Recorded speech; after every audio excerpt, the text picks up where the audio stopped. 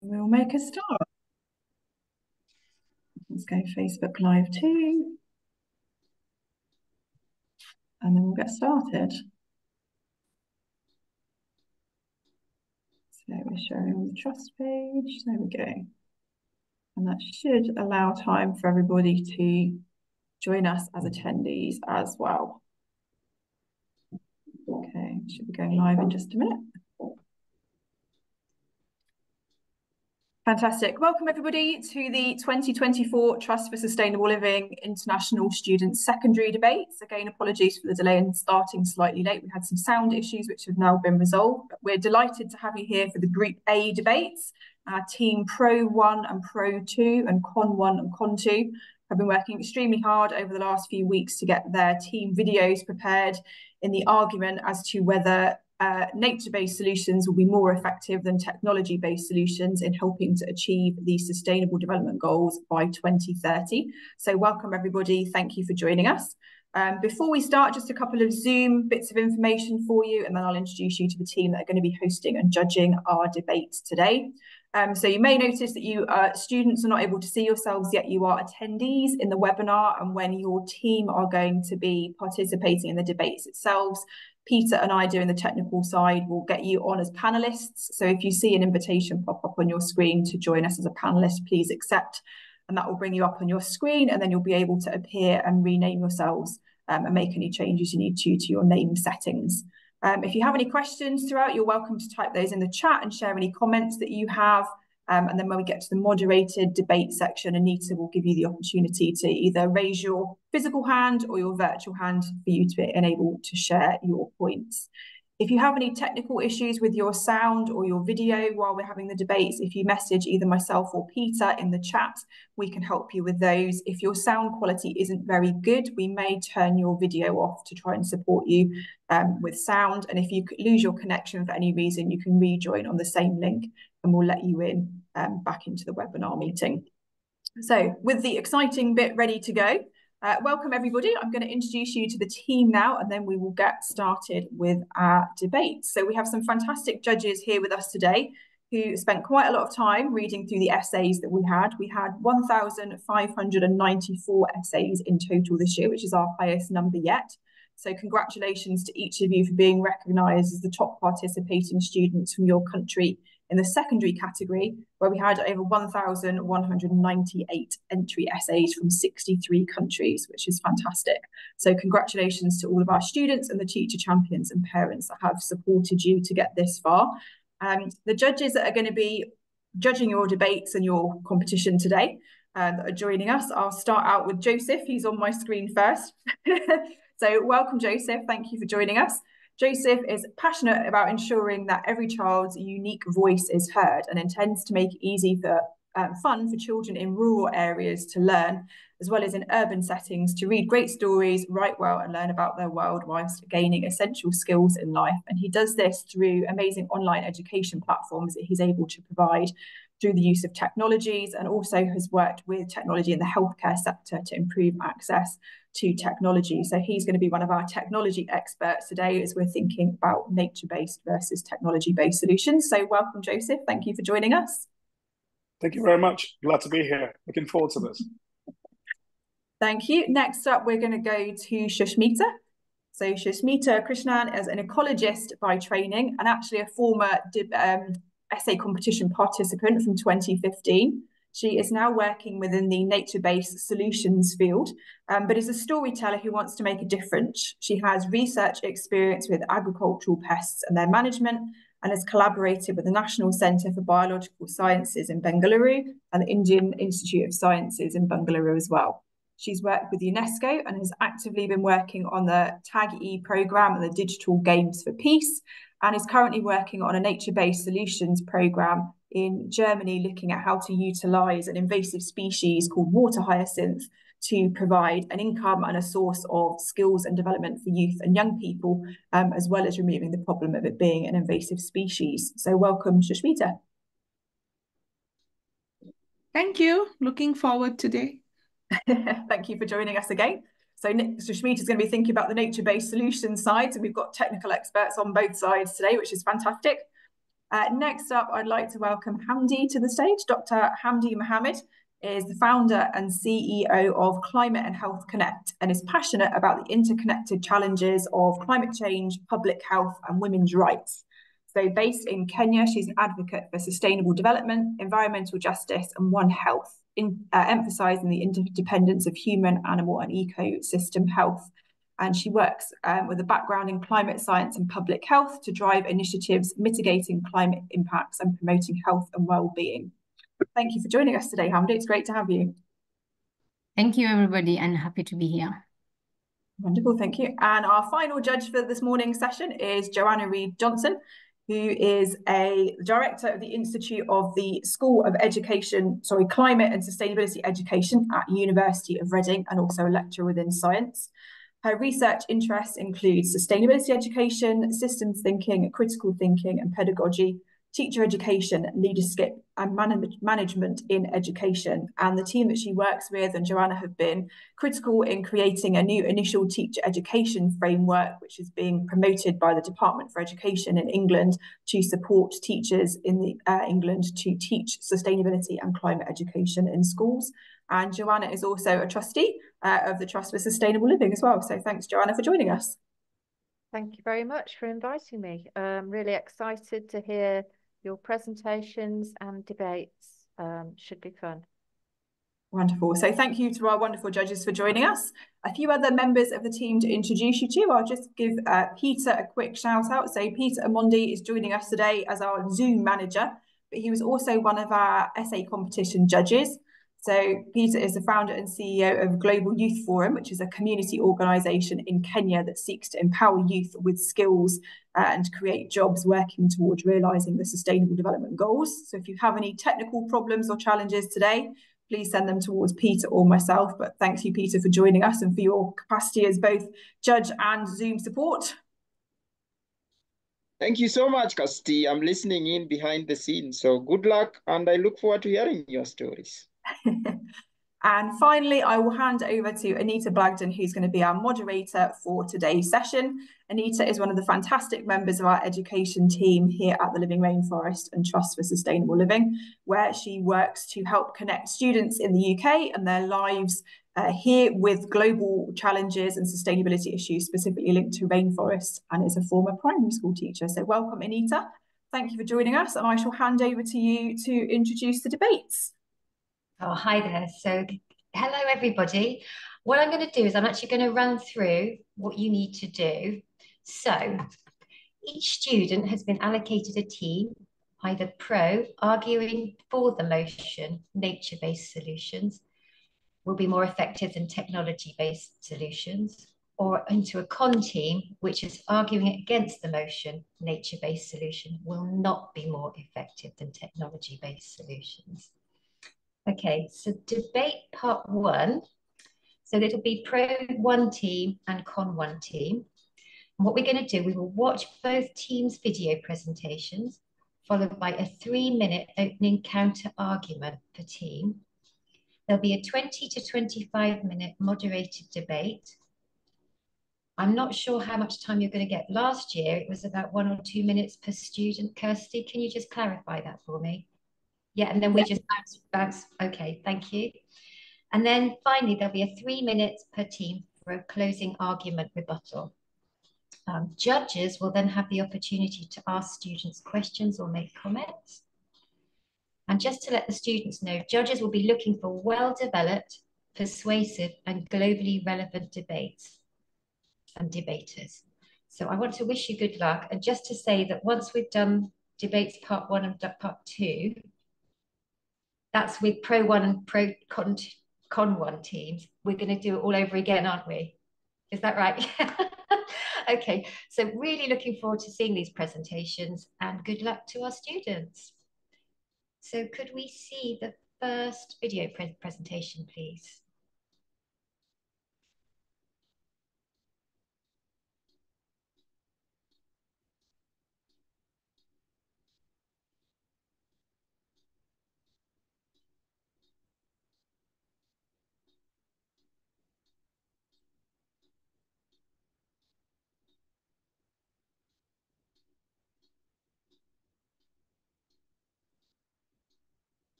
climate change, disasters, biodiversity conservations. Those are three problems that have only one solution: natural-based solution. But what are NBSs? Natural-based solutions are actions to protect, sustainably manage and restore natural or modified ecosystems that address societal challenges effectively and adaptively, simultaneously providing human well-being and biodiversity benefits. Since 2015, Nigeria has been in economic retrogression. The masses have been facing untold hunger due to high cost of living and unwillingness of the people to get their hands dirty. However, hectares of land still go uncultivated. If ephemeral crops such as corn, yam, etc. are cultivated, the people will be able to kick themselves out of abject penury without paying a dime on seed or land. According to the climate impact partners, nature-based carbon offset projects can be a cost-effective way to mitigate climate change. Compared to the engineered carbon capture and storage, nature-based solution projects can be very, very economical. Nature-based solutions are more cost-effective due to their lower initial and maintenance costs, multifunctional benefits, long-term sustainability, and economic and social benefits. They provide multiple ecosystem services simultaneously, such as carbon sequestration, water purification, and flood control. They are more adaptable and sustainable in the longer run, reducing the need for costly upgrades or replacements. It is crucial to recognize the potential risks associated with new technologies such as AI and to consider them possible long-term consequences before fully embracing them. However, it may cause more problems that could take thousands of years to solve. One significant risk associated with the emerging technologies like AI is the potential loss of jobs due to automation. An area of worry with AI is the potential for loss of control. According to the World Bank Group, with nature-based solutions, you can address several problems at once. The installation of a biogas system in a community allows for the use of clean energy, with children having more time to study at night and men and women working in additional income-generating activities. This assisted achieving low poverty and gender equality. The manure needed for biogas would now be diverted away from seas and processed for use in biogas plants, saving lives below water, providing clean water, and building a more sustainable community.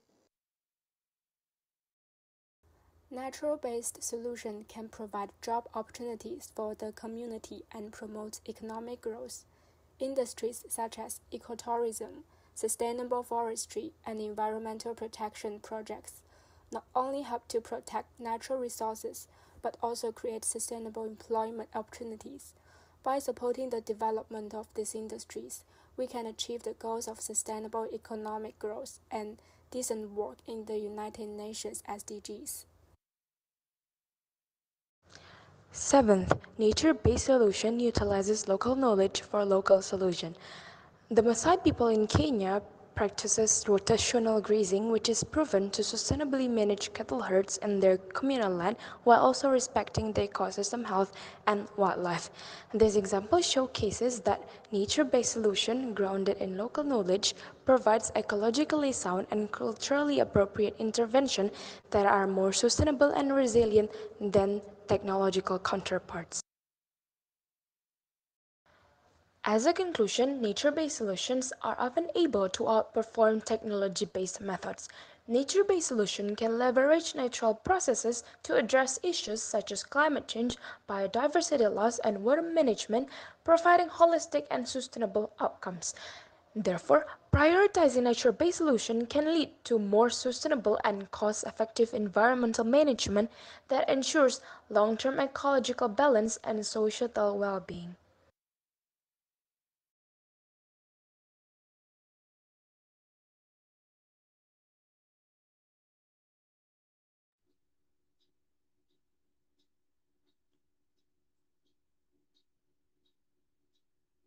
Am I allowed to comment here? I was just going to say, I thought that was a very powerful and very good argument. Visuals are always really amazing, aren't they? So well done. So we're just waiting for the Cond 1 team presentation.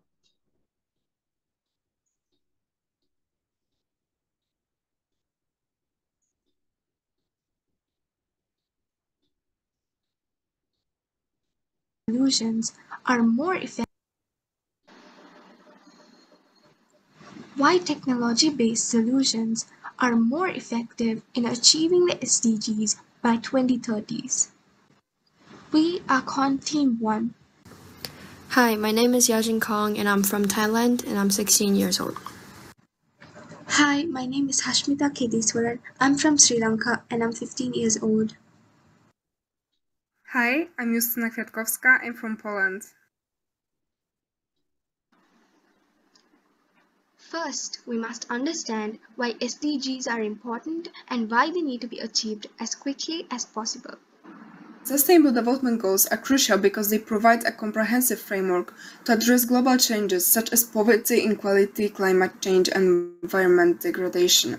Achieving those goals quickly is essential to ensure a better quality of life for everyone and secure a sustainable future for our planet. SDG 1 aims to end all forms of poverty, improving access to education, healthcare, and jobs. Achieving SDG 13 involves combating climate change to prevent severe consequences like natural disasters and social inequalities. Swift action on these goals is crucial for a fairer, healthier, and more resilient future for everyone.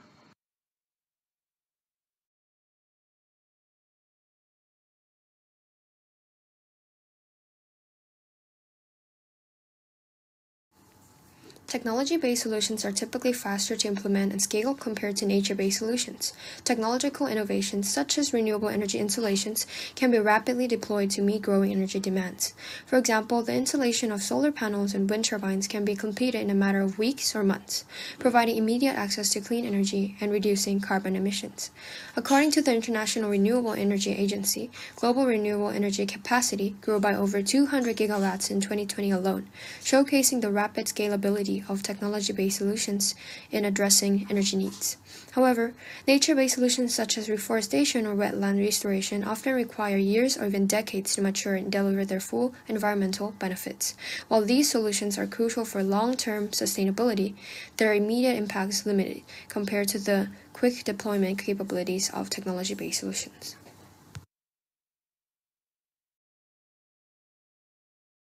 Technology can be more cheaper and accessible than natural-based solutions.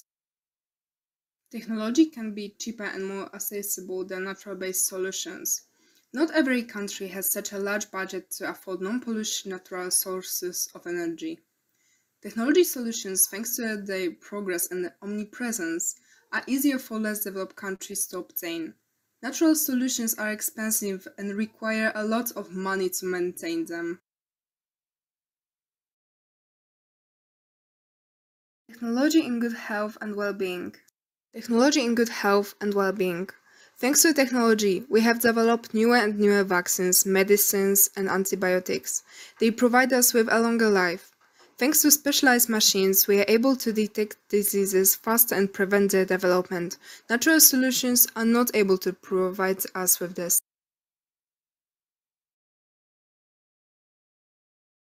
Technology-based solutions can help tackle multiple SDGs at once.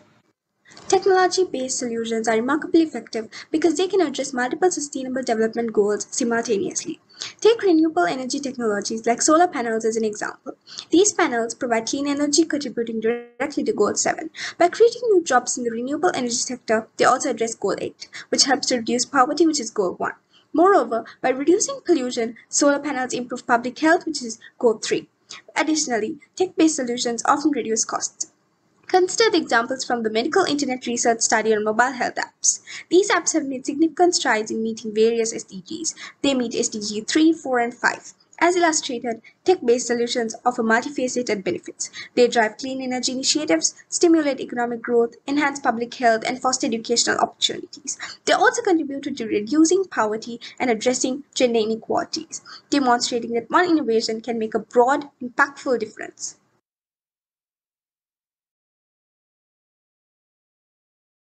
Technology-based solutions can drive economic growth and create more jobs. Technology-based solutions drive economic growth by creating jobs in manufacturing, installation and maintenance, and fostering new industries and startups.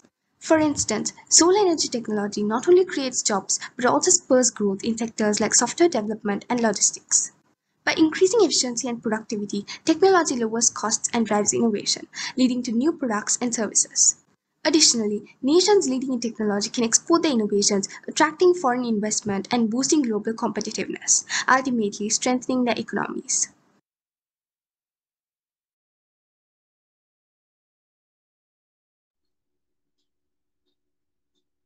Okay, thank you very much, Con team. Again, an excellent argument, and again, visuals very, very powerful. Now, I think we're going to bring you all up on the screen because this is your opportunity now for your 3-minute opening counter argument.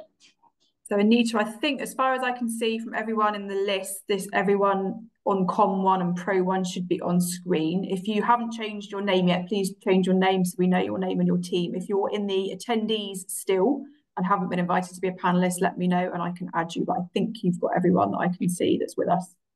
I haven't got anybody on my screen.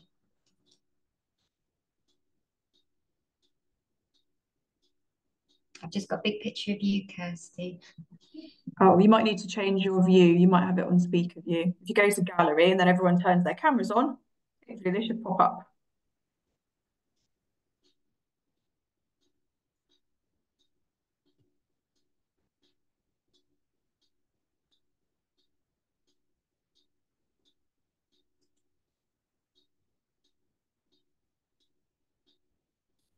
I've got one person. Okay, so Team Pro 1 and Com 1, if you can switch your cameras on, please. There we go. You should see everyone popping up now.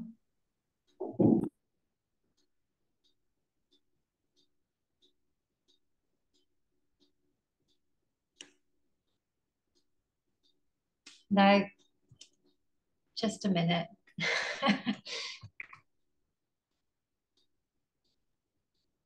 You go to the top right, Anita, there's a little set of icons with lots of little, like a square with little squares in it. Of you. Got it. I think.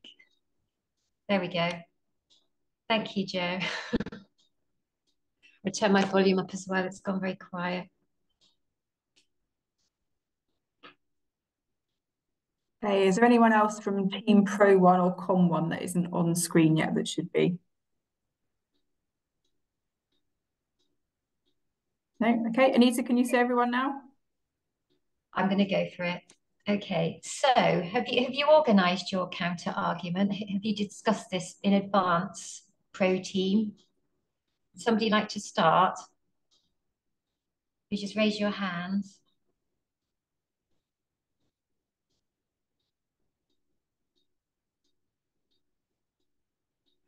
Sonia, would you like to go ahead? Do you want to unmute and share what you'd like to say?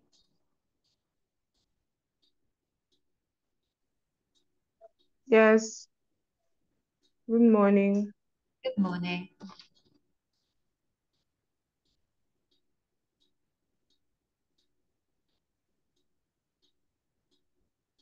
Okay. Go ahead, Sonia. Okay. Good day, moderator, panel of judges, and my fellow debaters. We are the Pro 1 team proposing the motion that states that nature-based solutions are more effective in achieving the Sustainable Development Goals by 2030. The first speaker of the Con 1 team stated that the technology-based solutions are faster to implement. However, to sustain means to maintain or to keep in existence for a long period of time, according to the Oxford Dictionary. Aren't we searching for long-lasting solutions? Technology may be fast, but is it sustainable? Technology-based solutions require frequent maintenance and upgrade with the use of a lot of money. The opponent also asserted that solar panels and wind turbines have the ability to provide clean energy. But would we rather subscribe to clean energy that is provided by technology, or clean energy provided by agricultural waste that is renewable, sustainable, requires little to no maintenance, and can be produced in just a few days. The other team also asserted that nature-based solutions are insufficient for energy needs and that coal and uranium plants are more reliable source of energy. But coal and uranium are fruits of nature. Solar energy, wind energy, and hydro energy cannot be generated without many of nature's fruits: sunlight, wind, and water. This leads to the point biogas. Biogas is a source of energy used to provide electricity and also power vehicles, yet it requires little to nothing to access. Scalability refers to the ability of a system, network, or process to handle an increasing amount of work, or its potential to accommodate growth. Some areas of developing and underdeveloped countries like Nigeria and Malawi, etc., do not have access to such technology due to the digital divide. However, Nigeria's population has grown from 195 million to 210 million since 2019. Yet, the indigenes of the rural areas still thrive with little to no access to technology. I am certain that the United Nations were aware of what was at stake when they called it sustainable development and not immediate development. Achieving these sustainable development goals demands patience with nature.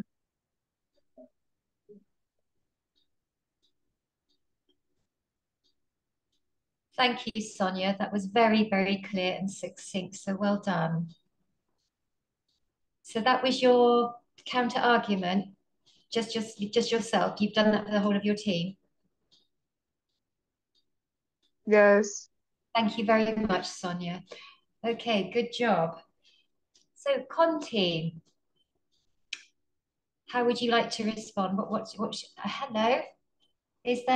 Could you pronounce your name and unmute yourself? Is it Yujin? Yajin, you can call me Yajin. Yajin, pleased to meet you, Yeah. Yajin. Go ahead, love. Okay. Can you hear me all right? Yes, perfectly. Okay. So I would like to start by I would like to rebut to the points that the pro team has made in the video about nature-based solutions have lower initial and maintenance costs, and that it reduces the need of costly upgrades or replacement. While the ongoing maintenance costs of nature-based solutions can be low, there are uncertainties related to their long-term sustainability.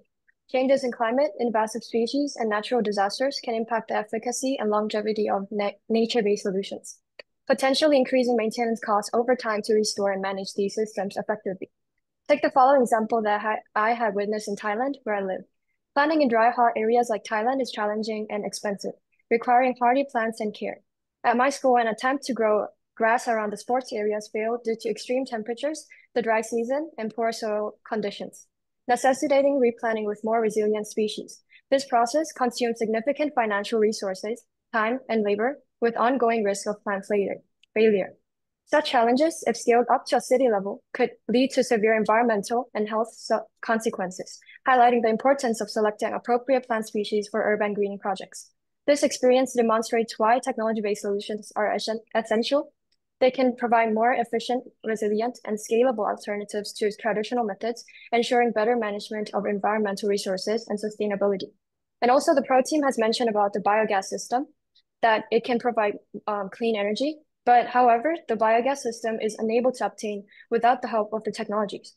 So how are we going to create biogas system relying entirely on nature itself? Thank you. Thank you again. So very clear and well presented. Excellent. Anybody else wanted to support that on the Conti? Okay, so now is the time. So we're going to have a debate, 20 to 25 minutes, arguing. I'm just looking up, I've got some comments coming up here. Who would like to start this off? Who wants to get something off their chest? Hiranga, Pro 1, welcome.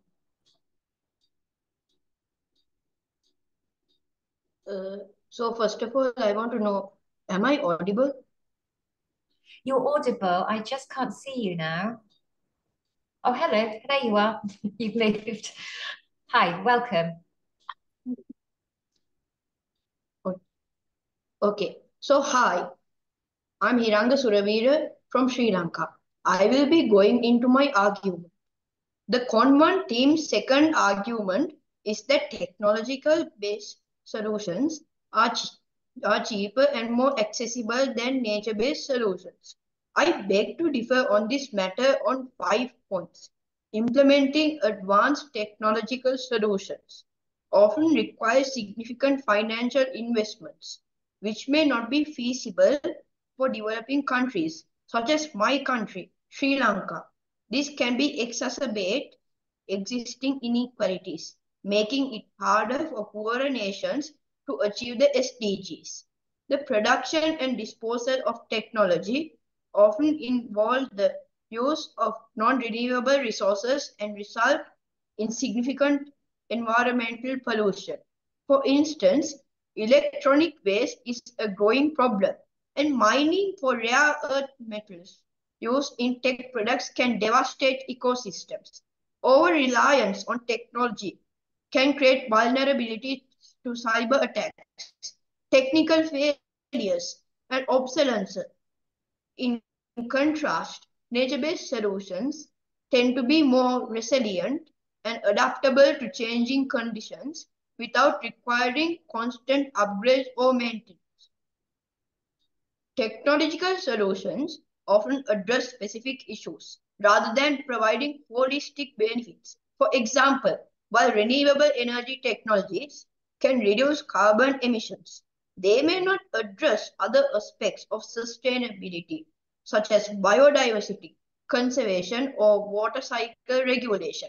The rapid development of new technologies can lead to unforeseen negative consequences. For example, the widespread use of certain pesticides and GMOs has had adverse effects on ecosystems and human health, demonstrating that technological fixes can sometimes create new problems. I would like to summarize my points in a poem, like what I did last year. When I open my window from where I'm right now, all I see is green earth, mountains, and blue skies. Amidst them, I see my people laboring away, whether it be rain or shine, weather-wise. Do I see technology as a solution? No, for it will blow a hole in our overtaxed economy. Specifics do not matter. It is the interconnectedness to think about. For in nature, have we always seen our autonomy? Thank you very much, Haranga. That was very, very well presented. Who would like to respond to that? Somebody from the con team, possibly. Hashmita, welcome.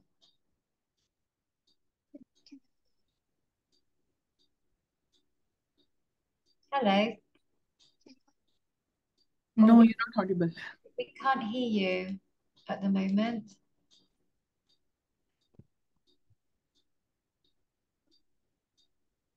Try again.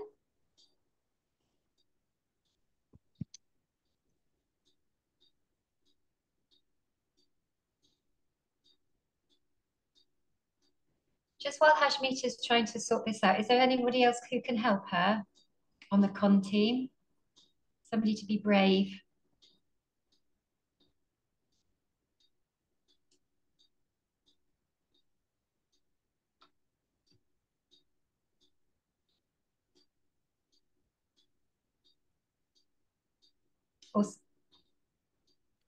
I think Yojin is rising. Yojin, yeah, well done. Go ahead, Yojin. Okay, so the pro team has mentioned about the economic inequities of technology-based solutions. And we agree that the deployment of technology-based solutions can indeed create disparities, but these can be addressed through inclusive policies and community engagement. Maybe policies that focuses on ensuring that everyone, regardless of their geographic location, economic status, or background, has affordable and reliable access to the internet and necessary digital tools. So by implementing this policy, governments can eliminate the digital divide by providing equal opportunities for education, employment, and social participation by ensuring that all cities have access to the same digital resources, and enable marginalized communities and regions to participate in the digital economy, which can foster economic growth and reduce disparities in income and opportunity. Programs that ensure inequitable access to the benefits of renewable energy, such as subsidies for low-income households and job training for displaced workers, can help mitigate these inequities. And they also mentioned about technical failures, and we agree that technical failures are a risk for any infrastructure, but technology-based solutions are designed with strong monitoring and maintenance protocols to ensure reliability. And the advances in predictive maintenance and real-time monitoring technologies are helping to identify and address potential issues before they lead to failures. Thank you. Thank you very much. Who would like to respond to that? Somebody from the Pro team? Possibly.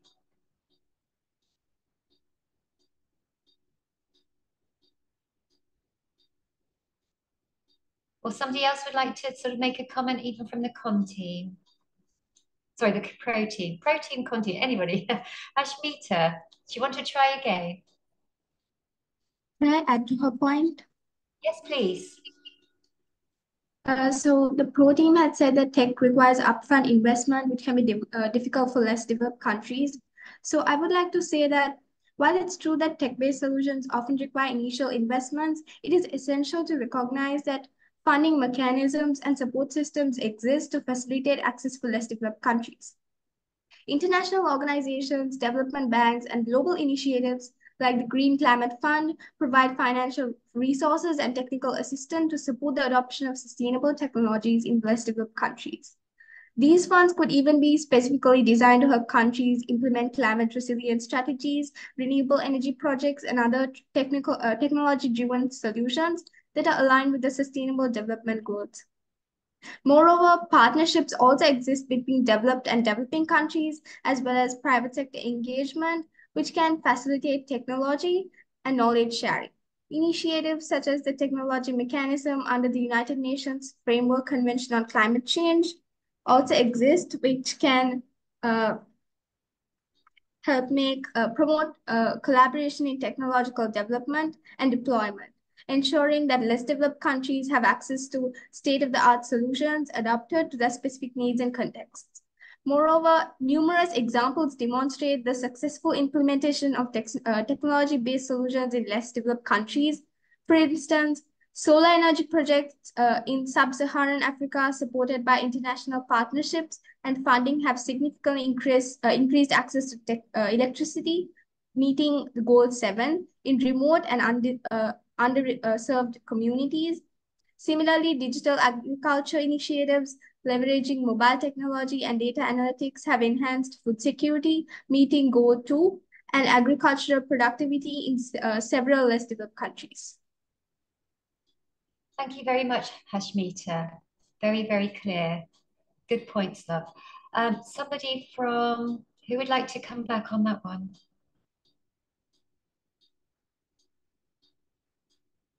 Be brave. I would like to say something. Go ahead, please. So regarding the technology issues, significant proportions of the global population actually lack access to the necessary technology and internet connectivity. So according to the International Telecommunication Union, or ITU, nearly half of the world's population, that is around 3.7 billion people on Earth, doesn't not have access to the internet.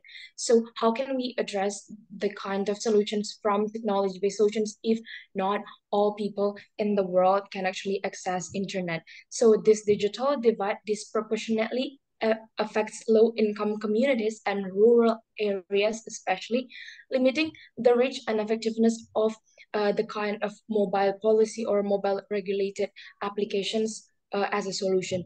And the cost of smartphones and data plans itself can be prohibitive for many countries, especially the developing countries. And a report by the Alliance for Affordable Internet or A4AI states that in 2020, the average cost of 1 gigabyte of mobile phone data was 3.1% of the average monthly income in low and middle income countries, making it unaffordable for many users. Thank you, Astrid. Who would like to respond to that?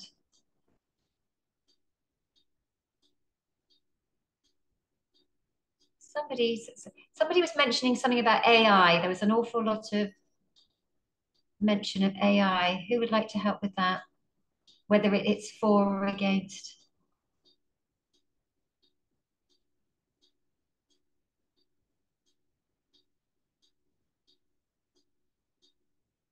Okay, anybody else want to sort of carry on with this?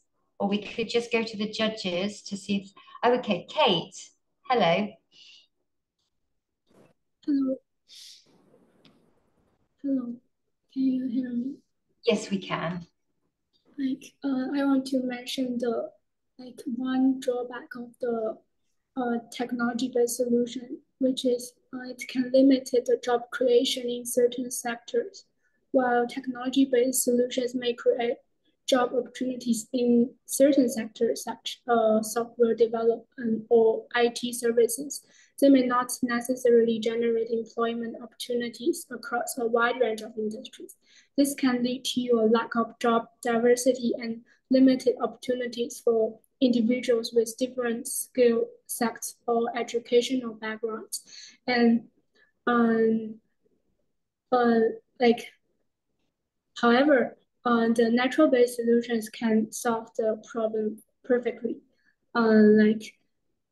Natural-based solutions such as reforestation, ecosystem restoration, and sustainable agriculture require a significant amount of manual labor and on-ground workforce. These activities often involve tasks like planting trees, maintaining natural habitats, and managing agricultural practices, which can create a large number of job opportunities for local communities. This can be argued as a more labor-intensive approach, thus providing more employment opportunities compared to technology-based solutions.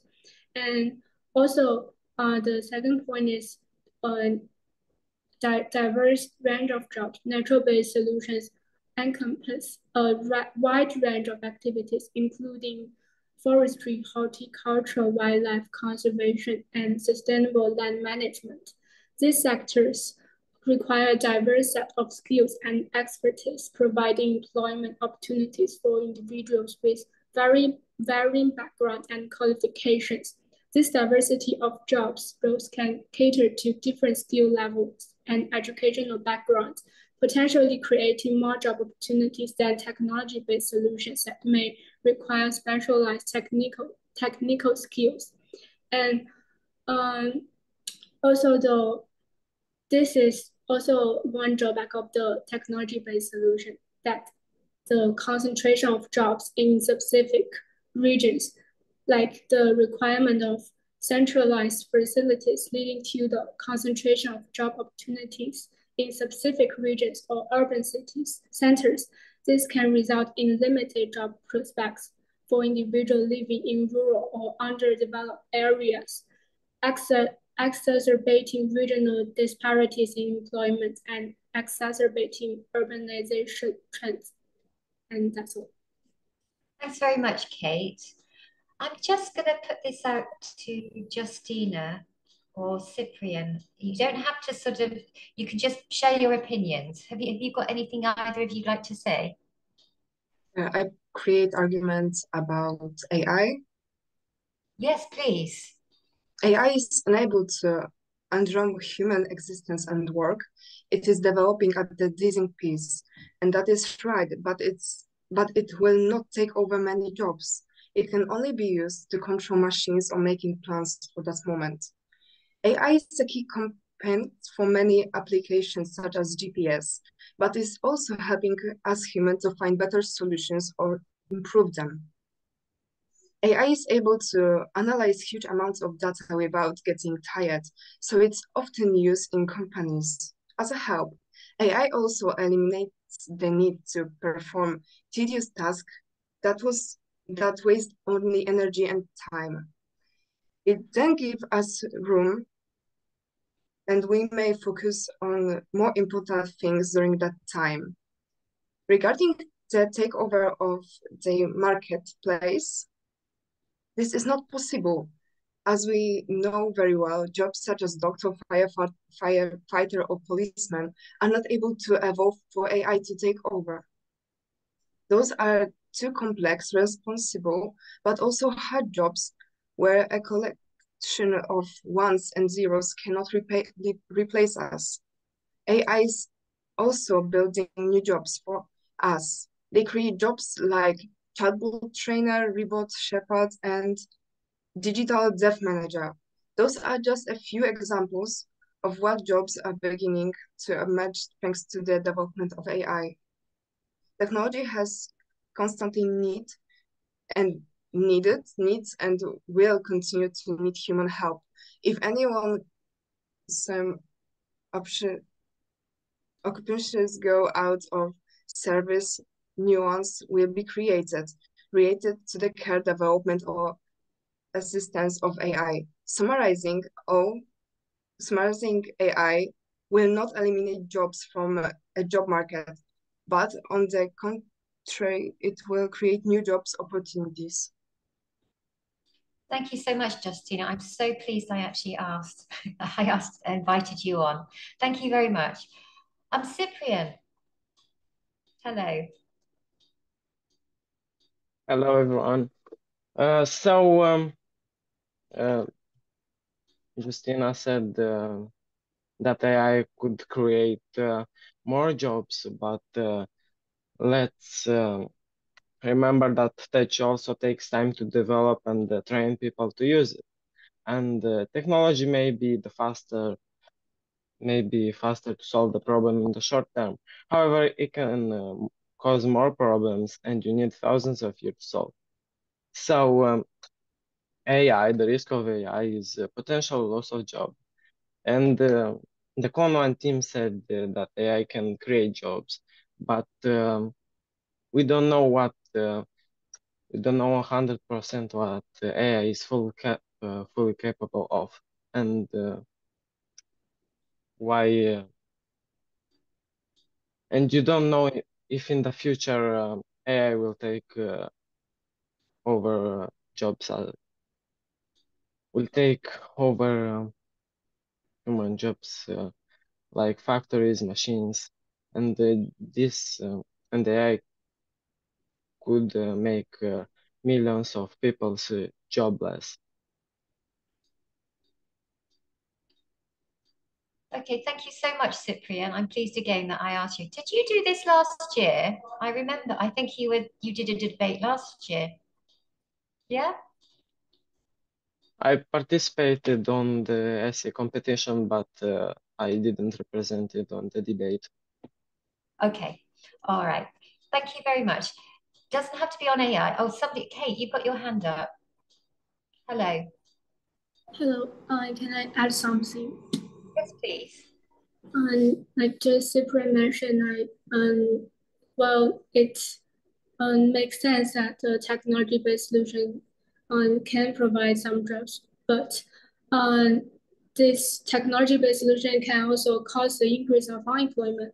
Just like Cyprian mentioned before, like the automation and job displacement. Like the technology-based solutions often involve automation and use of advanced machinery and software, which can lead to job displacement. And as technology improves and becomes more efficient, it can replace human labor in various industries, resulting in a reduction in job opportunities. For example, the rise of robotics and artificial intelligence has already led to the automation of many manufacturing and service sector jobs, causing unemployment in those sectors. And there's also another problem, is specialized skills and limited job market, because technology-based solutions often require specialized skills and expertise, and is limiting the number of individuals who can fill these positions. This can create a highly competitive job market, leaving many individuals without the necessary qualifications or training unable to access these opportunities. Additionally, the rapid pace of technological advancement may render certain skills obsolete. Some of your skills will no longer be of any help in the future, and further reducing job prospects for individuals in the technology sector. Thanks very much, Kate. Anybody would like to respond to that one? Sonia or Yojin? Hello. Yojin? Hello. And then I saw just well. I would like to rebut to the point that Kate made before about the nature-based solutions create job opportunities and that I promote economic growth. It's true, nature-based solutions initiatives such as ecological restoration or sustainable agriculture can create jobs locally, but these opportunities tend to be small-scale and localized. For instance, a study by the World Bank on ecosystem-based adaptation projects found that while they create jobs, the scale and duration of employment are limited compared to larger economic sectors like manufacturing or services. And also, research indicates that many nature-based solutions projects rely heavily on external funding resources, which can be unpredictable. A review of conservation and biodiversity projects funded by international donors highlighted that job creation in these sectors often fluctuates with changes in funding priorities and availabilities, leading to job insecurity and instability. And to rebut back to the point that Kate made about the loss of jobs of technology-based solutions because of AI automation, it's true that job losses in traditional energy sectors are a concern, but the renewable energy sector is creating a significant number of new jobs. According to the International Renewable Energy Agency, renewable energy employment worldwide reached 12 million in 2020, and this number continues to grow.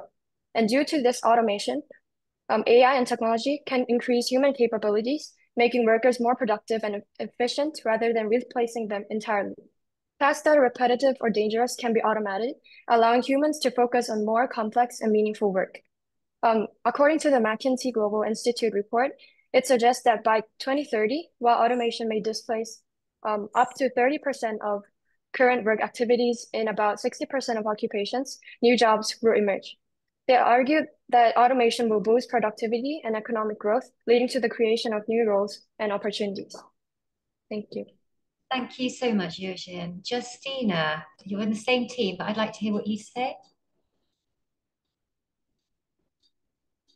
I would like to support my teammates and refer to what Cyprian said, that we don't know what AI is capable of, and here he is right. We don't know what it's capable of, but as its creators, we are able to disable it or guide it to the correct path. As I said, AI helps us in companies and builds new jobs. Automating some parts of the work can be only helping us.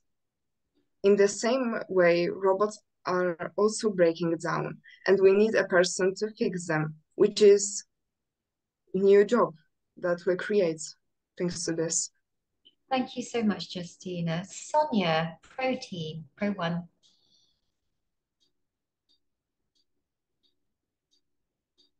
Okay, I wanted to say that initially Eugene said that each government could bring about policies that allow everybody in the country or the state to have access to internet. But in some developing and underdeveloped countries, they don't even understand what these technologies are. Some of them do not have access to the slightest technology like phones. And they also talked about disparity in income, that technology could help to solve the income inequality. But Most states and countries are divided into the urban and rural areas, where the urban areas is filled with infrastructure and technology. What happens to the rural areas? They are seen to have less income. But with the help of cash crops such as cocoa and rubber and others that grow in different parts of the world, they could be able to boost their economy and increase decent jobs and economic growth, as well as reduce the disparity in income. And the opposing team also said that AI could produce jobs and help people to be more productive. But AI also reduces creativity. The beautiful creativity that comes from our minds is reduced because we assume that we already have AI to help us. AI also takes a lot of jobs, such as photographic jobs and teaching jobs, as we assume that all the information is already on the platforms. AI also takes a lot of jobs from people that are in the manufacturing industries that stack and arrange products. And Eugene also said that for nature-based solutions, the source of funds are not predictable, or we are not sure of the source of funds. It doesn't take much to plant a tree. And in developing and underdeveloped countries, there are masses of land that remain uncultivated. In the yards, we have land that we can cultivate in our gardens and can help us with breathing beautiful and clean air, as well as providing us with fruits that we could sell or we could eat to reduce hunger and poverty, and also to achieve these sustainable development goals. Thanks very much, Sonia. Would anybody like to come back? Oh, Kate, please go ahead. I just want to answer that the jobs the natural-based solution can provide is not limited. It can also provide multiplier effect on local economies. The natural-based solutions have the potential to stimulate local economies by generating additional income streams. And also we can swing a synergy with traditional and indigenous knowledge. Natural-based solutions often involve working closely with traditional knowledge holders and indigenous communities who possess valuable insights, and indigenous communities who possess valuable insight on sustainable land management practices. By integrating traditional and indigenous knowledge, these solutions not only create employment opportunities for these communities, but also preserve cultural heritage. This aspect can be argued as an added benefit of natural-based solutions, which technology-based solutions may not necessarily provide.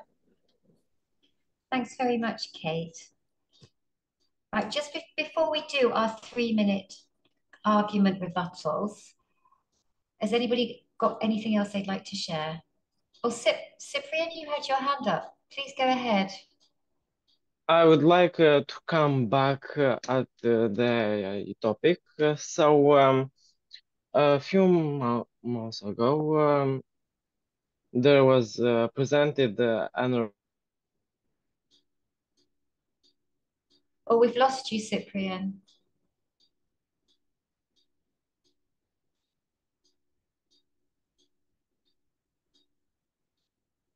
Justina, while Cyprian sorts himself out, would you like to just share what you'd like to say? I would like still to touch on the topic of health and well-being. Thanks to technology and its solutions such as vaccines, vitamin supports, medicines, our average standard of living has increased dramatically since the Middle Age. People are becoming immune to drugs, but we are able to develop new ones that will be even better. Technology also allows us to detect diseases and fight them at the source. Natural solutions are not able to provide us with this. People are no longer treat themselves with herbs because it's not effective on a larger scale. Thanks very much, Justina. Cyprian, should we try you again? See if you can get your sound on. Hello? Yeah, Yeah, go. yeah. You were saying- So I wanted to come back at the AI topic and how um, a couple months ago there was presented a robot that was powered by AI, and this robot was having feelings, and he could walk, he could tell what he saw, and let's say that this robot will go to a boring work that humans don't want to go. And yeah, I want to ask Contim One, are you sure that this robot won't rebel against the people? Because he also has feelings. Okay, thank you very much. Okay, we're going to now do our 3-minute per team closing argument.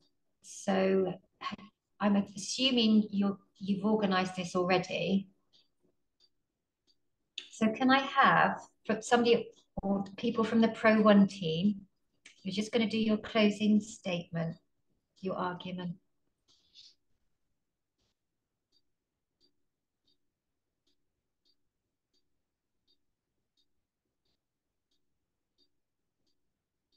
Hiranga, can I ask you, would you like to attempt this?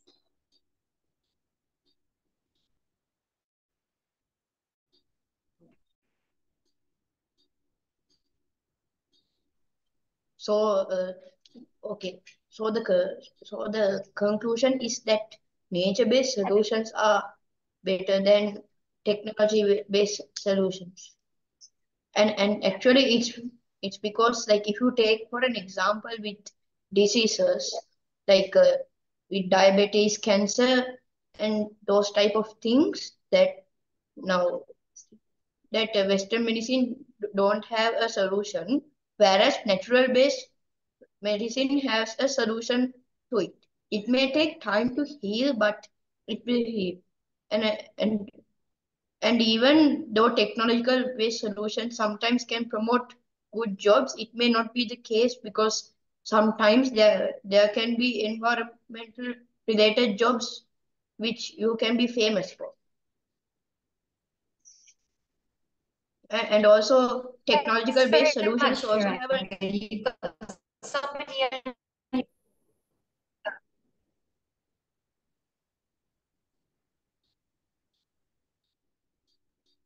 Sorry, I think we cut you off. That's my fault, Haranga. I'm sorry. You finished. My sound, I wanted to apologise to Haranga because I think I cut him off before we finished. Sonia, you're on the same team. Would you like to support Haranga? In addition to what Hiranga has said, I also want to say that finally, nature-based solutions are very accessible, very sustainable, and are not exorbitant at all.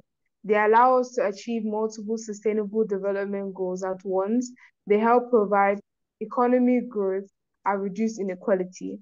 And we should all remember that the key word here is sustainability, because we're talking about sustainable development goals.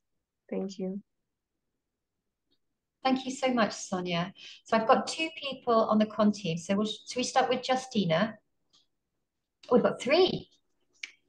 Listening to all the arguments, I come to a conclusion that the best solution that can be in is cooperation between technology and natural-based solutions. We are able to live in harmony and develop, not to fight each other. It will help us to increase our level in life. Thank you so much, Justina. Yojin. We agree to the fact that nature is important and should always be considered when we talk about human activities. Nature-based solutions to solving the climate crisis are therefore a logical step in or search for ways to fix the damage we have done. However, there's another issue we must consider. Currently, our planet is like a patient being rushed to an emergency room after having suffered a cardiac arrest. It similarly needs a solution that would first stabilize it and then allow for a more traditional healing to take place. So we believe that nature-based solutions is not the solution to stabilize the environment, but instead technology-based solutions will provide a better solution. And it is clear that their immediate economic impact, scalability, and innovative potential make them indispensable in tackling today's global challenges. By harnessing technological innovation, we can swiftly address energy demands, enhance resource management, and improve overall productivity. This approach not only accelerates progress towards sustainable development goals, but also ensures resilience in an increasingly interconnected and technological-driven world. Thank you. Thank you so much. And Hashmita. I would also like to add that technology-based solutions offers the most promising app for sustainable and inclusive global development. This is because technology allows us to scale solutions rapidly and efficiently. Renewable energy technologies like solar and wind power can be deployed on a large scale to address energy poverty and combat climate change. These innovations not only reduce greenhouse gas emissions, but can also drive economic growth by creating jobs and stimulating investment. Technological advancements also include AI and data analytics, enable precision in resource management. Precision agriculture optimizes crop yields while minimizing water and fertilizer use, ensuring food security and environmental sustainability. Also, investing in technology empowers communities by providing access to essential services and economic opportunities. Mobile banking, e-commerce platforms, and digital education tools make bridge gaps in financial inclusion, education, and employment. So in conclusion, while nature-based solutions play a vital role in environmental conservation, their scalability and impact are limited in addressing the complex challenges of our time. Technology-based solutions, on the other hand, offers unparalleled scalability, efficiency, and transformative potential across all sectors of development. Thank you so much, Hashmita. Now, I think we have got a little bit of time for the judges to respond. So if we can have the judges up on screen, please. And if you've got a question for either teams or particular people,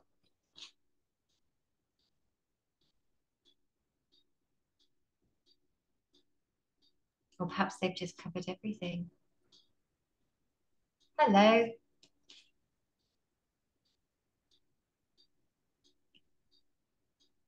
Andy, would you like to ask a question, please? Hello, everybody. That was really good presentations and congratulations, everybody. I don't have a question, but congratulating everyone. Thanks very much. Maybe I can stir a thought in the minds of the students. So it was very interesting to look at both the teams discussing about different problems and how they feel nature-based solution can help and cannot help. But I was surprised nobody looked at the plastic pollution in water bodies per se or in the ecosystem.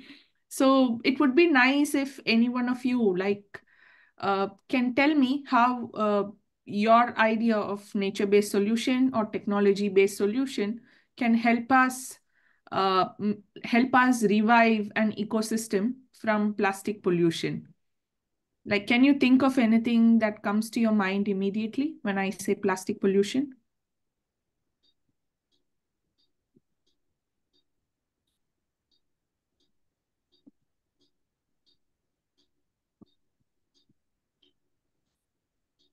Maybe somebody from the con team, something technology based.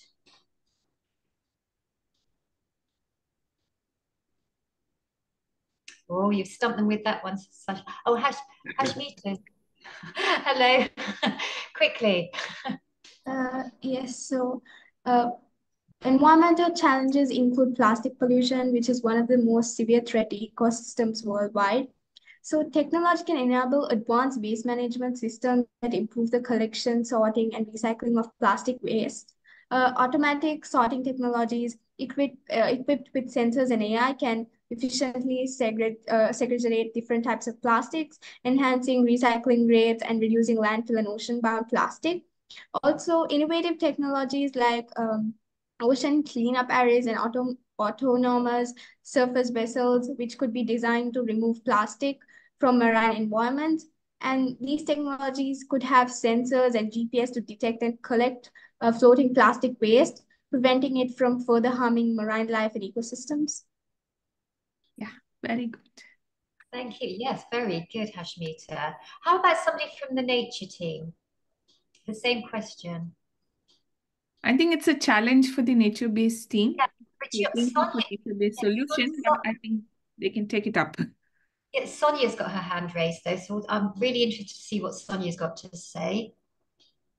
I think the major problem is the production of these plastic wastes at all, which is also due to technology because they contribute to the production of these plastics that we use. And it is more effective to use biodegradable, more biodegradable materials and environmental friendly ones.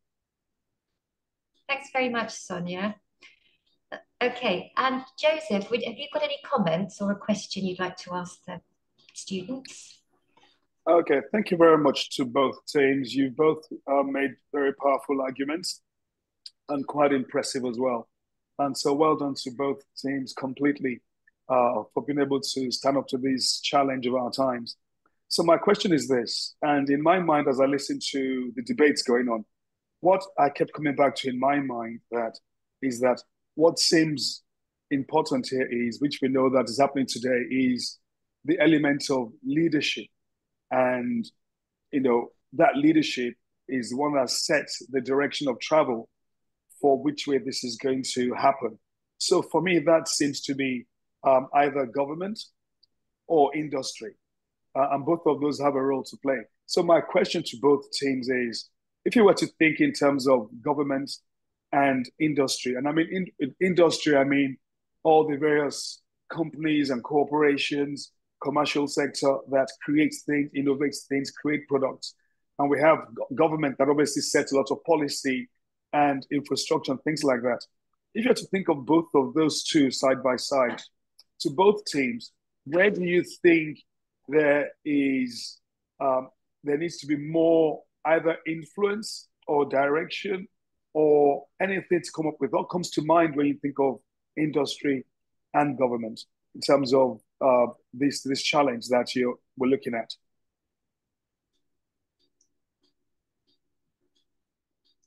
It's always tricky, isn't it, when you've been presented with a question? Sonia, go ahead. Protein. I wanted to say that the goal here is to be able to achieve sustainable development goals globally. And I don't think that that could be achieved without government or the industries.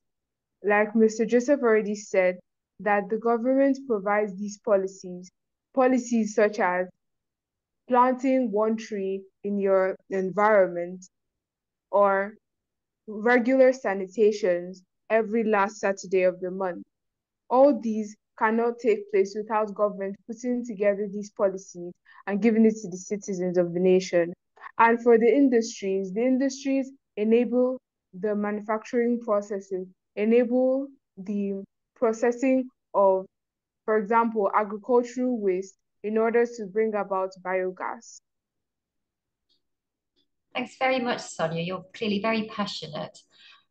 Anybody like to, from the other team, to answer Joseph's question? It might be time to move on to the next lot. Okay, guys, thanks ever so much. We're going to leave you now, and I think you can actually hear what's going to happen now. So we're going to get Pro 2 and Con 2 teams ready for their debate. And I'm just going to put myself on mute.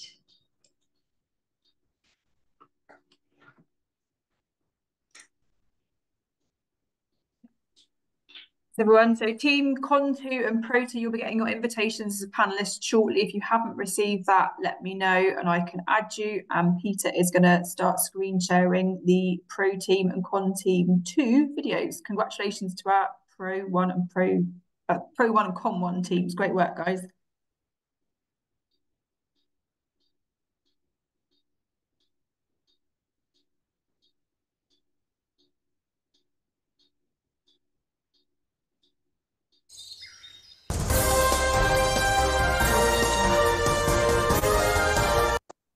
Apologies for the interruption. The degradation of energy resources is a problem that is faced by multiple countries across the world. This is a crucial issue. We should take appropriate measures to conserve these resources, one of which is to use alternatives. Alternative energy resources are crucial for reducing dependence on fossil fuels and minimizing environmental impact. Two of such alternatives are as follows: solar energy, photovoltaic cells that convert sunlight directly into electricity, solar thermal that uses sunlight to heat water or air for residential, commercial, or industrial use. We need solutions immediately to problems of major concerns such as global warming, and we believe that nature-based solutions are the way to go. First up, effectiveness and accessibility. Recognizing that the Sustainable Development Goals were set back in 2015 and to be achieved by 2030, we have only 6 years left. Hence, this debate is related to time. Yes, we do understand that technology-based solutions may sometimes be more long-lasting, but it requires a huge amount of time for us to develop it, which signifies that the amount of funds a nation has to put in is a lot. This makes technology-based solutions not effective due to the time constraints and the funds required. On the other hand, in nature-based solutions, we already have a certain amount of knowledge towards it, which it is also simpler and less dangerous. See, in technology-based solutions, nations have to ensure that it is safe, as futuristic technology is way more dangerous. A simple example is the comparison between the use of nuclear energy and solar power. Nuclear energy is more futuristic and requires more knowledge towards the construction of it, and if it explodes, harms the lives of thousands of people, but this does not occur when it is about solar power. Yes, solar panels might require a bit of technology and things like that, but then it only proves our point that technology-based solutions can only work if we have nature-based solutions. We have to also acknowledge that the UN SDG is a target for all nations to work together, where we have to understand that certain nations that might not be in political and economic stability are not given the privilege to contribute effort into developing the technology-based solutions. The more economical developed countries and EDCs might be able to produce certain new technologies, but the LEDCs will not be able to. This only leads to a bigger segregation among the richer and poorer nations and pulls us further away from reaching the basic principle of UN SDG, which is to have an equal and sustainable world for all. Next up, we have community involvement. The motion reads with some key points to be understood: nature-based solutions, technology-based solutions, but what we should recognize more is the definition of the words effective and SDG. What does effective mean? It is not about us just having cleaner energy or just allowing the citizens to have energy at a cheaper cost. The SDG includes quality education, decent work and economic growth, industry innovation and infrastructure, responsible consumption and production, and more. This means that the involvement of the entire community towards developing such technology is crucial. However, understand that not many people are privileged enough to gain a tertiary level of education for them to be able to invent new technologies. Rather, they will have sufficient general knowledge and experiences from daily lives on how to develop nature-based solutions. Nature-based solutions are significantly simpler. Recognize that the high unemployment rates in nations worldwide is a drastic issue currently, and with nature-based solutions, more job opportunities can be created in the primary, secondary, tertiary, and even up until the quaternary sector. But in technology-based solutions, most job opportunities will only be given to the quaternary sectors, leaving behind those blue collars, which pulls us away from achieving the SDGs. cost-effectiveness, sustainability, and holistic approach. Implementing nature-based solutions is often more cost-effective in the long term compared to technology-based solutions. Natural infrastructure such as mangroves and wetlands can provide protection against floods and storms and are more economically viable than artificial structures. These solutions rely on natural processes and materials, reducing the need for expensive technological inputs and maintenance. Nature-based solutions such as reforestation, wetland restoration, and sustainable agriculture provide multiple co-benefits. For instance, reforestation helps sequester carbon, enhances biodiversity, improves water quality, and supports local communities through job creation and improved livelihoods.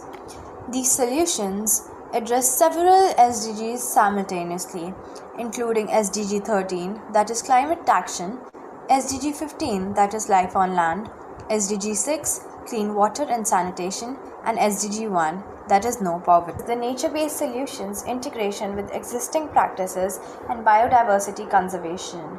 Many nature-based solutions can be integrated with traditional practices and local knowledge systems, enhancing their acceptance and effectiveness. Agroecology, for example, combines traditional agricultural knowledge with sustainable practices to improve food security and ecosystem health. This integration is vital for achieving SDG 2, that is zero hunger, and promoting sustainable agricultural practices.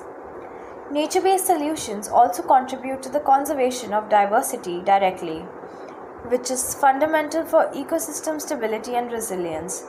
Protecting and restoring natural habitats helps maintain genetic diversity and ecosystem services essential for human well-being. This directly supports SDG 14, that is life below water, and SDG 15, that is life on land. Team Pro2 has defined the cruciality in solving this issue, provided the sustainable alternatives, and given crucial clashes of this debate, and prove how all of this occurs better in our side. Hence, please give the win to Team Pro2.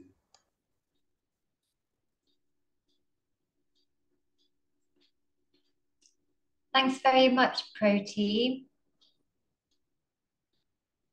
Okay, so can we have the presentation for the Con team now, please?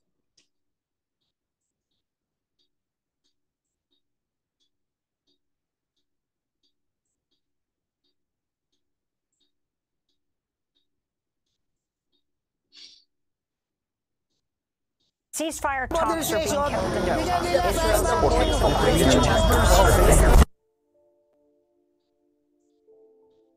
In 2015, the United Nations established 17 Sustainable Development Goals to address pressing global challenges such as poverty, inequality, climate change, and environmental degradation. As the year 2030 approaches, the debate on the most effective strategies to achieve these goals intensifies. We are Debate Team Con2, consisting of several members scattered throughout the globe. While we believe that nature-based solutions offer important contributions, our team argues that technology-based solutions are more effective in achieving the SDGs by 2030. The swift advancement and scalability of technology offer unparalleled opportunities to tackle complex issues with accuracy, efficiency, and sustainability. From harnessing the power of big data and artificial intelligence to deploying renewable energy and digital education platforms, tech-based solutions and technology in general presents a transformative potential that nature-based approaches alone cannot match. To achieve the SDGs by 2030, tech-based solutions should be prioritized for their speed and efficiency. Although tech-based solutions come with higher initial costs and potential technical barriers, they offer quicker and more efficient outcomes, eventually becoming more cost-effective. Even if nature-based solutions alone could achieve the goals by 2030, incorporating technology alongside nature would expedite the process. Technology also offers a multitude of solutions and opportunities. It fosters innovation and can effectively address various aspects of the SDGs. For instance, it improves healthcare access through telemedicine, builds resilient infrastructure and innovative transportation solutions, and combats climate change with environmental monitoring systems. Drones, machinery, and engineered infrastructure can also perform numerous tasks that humans can do, but much faster and in most cases more accurately. Moreover, technology enables quick and simple communication. Using social media and other platforms, we can spread awareness and collaborate to achieve our goals. We can easily identify which countries need help in specific areas and provide the necessary support promptly. It is worth it to invest in tech-based solutions because not only can they have long-term effectiveness, they also have long-term efficiency. As previously mentioned, technology holds the potential to advance progress efficiently and create more opportunities, addressing multiple CDGs, including CDG 7, affordable and clean energy. Renewable energy comes from natural resources that replenish on a human timescale. Some examples include solar power, wind power, and hydropower, which are all extracted with the help of technology. For instance, solar power converts sunlight into electricity and heat through the use of solar panels, which provide energy to residential rooftops, to large solar farms covering acres of land. While renewable energy uses natural resources, its transformation into energy requires machinery, making it a tech-based solution. It may also be argued that these technologies are expensive and not accessible. However, they are becoming more affordable and efficient due to ongoing advancements and global collaboration. Imagine a world where every individual, regardless of their geographical location or socioeconomic background, has the opportunity to access quality education. While this remains a challenge, technology is progressively turning this vision into reality. With digital platforms, e-learning resources, and mobile apps, students around the globe can now access quality education from their homes. As we pursue the SDGs, education stands as a beacon of hope. SDG 4, quality education, is the backbone of all other goals, and tech-based solution can make this vision a reality.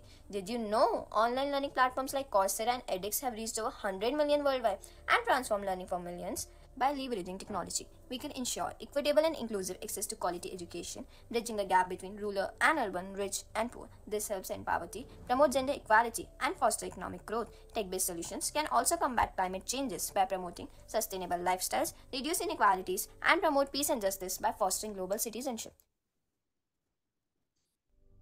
Embracing tech-based solutions offers a pathway to achieving the Sustainable Development Goals by 2030.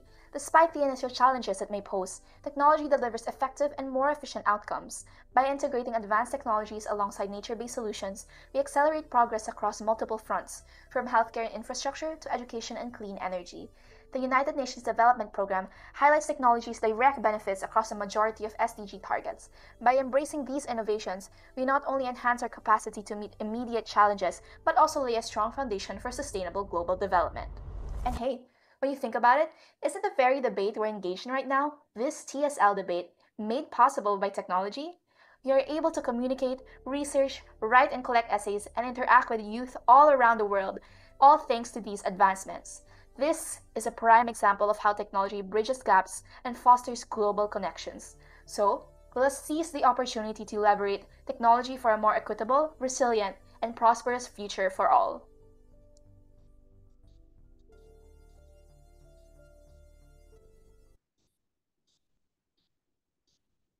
Thank you so much for both of those teams. And I can just see somebody's got their hand raised already from the pro team. Can you how do you pronounce your name, sir? It's Lucian. Lucian, pleased Yep. to meet you. Nice to meet Would you you too. like to do you want to start us off with this 3 minutes counter argument, please? Sure. All right. So basically what Tim Con has said was that technology can spread awareness. I agree with this point that comes from the con side. However, this only takes place when we have a world full of people that is kind, helpful, sincere, caring, and loving, that they put the world before themselves. Social medias, they are so efficient. We can have ads to increase awareness of the world towards the people that need some assistance, those that are in poverty or in a nation that are facing crisis. However, side con, what they failed to realize that this is not what the world is like. If this is what the world is, there will be no world wars. Israel and Palestine will not be in war. Ukraine and Russia will be holding hands right now with each other and having a cup of coffee together. Every country's soldiers will play tic-tac-toe with each other at the borders instead of having to guard it with AK-47s. If the world is actually filled with people that are that kind, there will be no cheating in exams, there will be no bribery issues like the One Malaysia Development Berhad scandal. This issue of 1MDB is literally what comes to people's mind when I tell them I come from Malaysia. Panel, please understand that this world, we don't have people that will perceive those ads as increasing awareness and wanting to help. Yes, I agree that some are actually press inside those links and donate $1 or $2, but most, we hate it. And we will just want to scroll to our next video on our Insta pages. And this is not it. If those people that they actually want to help, there are two scenarios.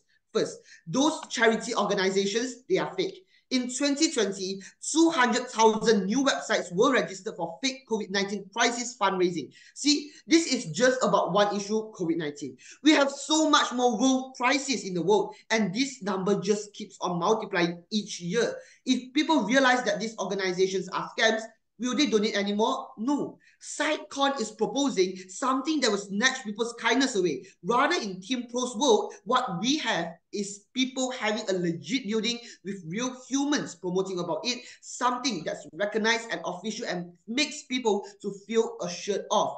And second scenario, people using those pictures and videos of the victims and edit it. SideCon pointing it themselves, technology is improving. This signifies the improvement of hackers, of those that can manipulate other people's voices. Just in my school, just 1 month ago, our sport house captain edited the voice of our students and attempted to fraud him in manipulating the sport house elections. Only later that the management board found out that it was the captain who manipulated the voice of the student, and this took 10 days for them to figure it out.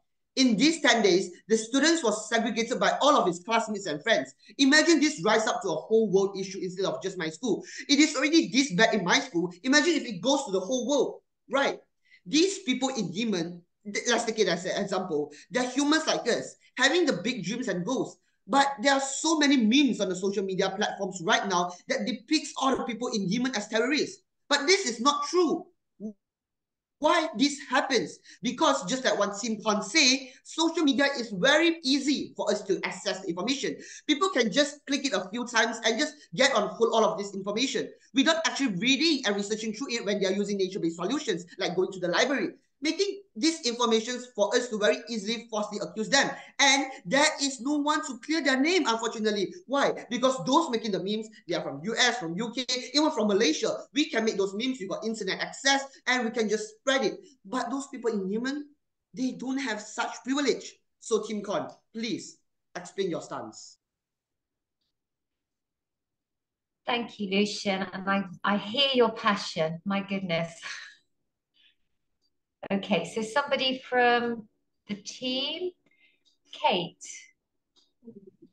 Good day, dear panelists, fellow debaters, and audience. This is Kate Bonner representing Con2 for the opening statement and to first introduce our side. Before anything else, we would like to thank Team Pro 2 for your excellent arguments and points.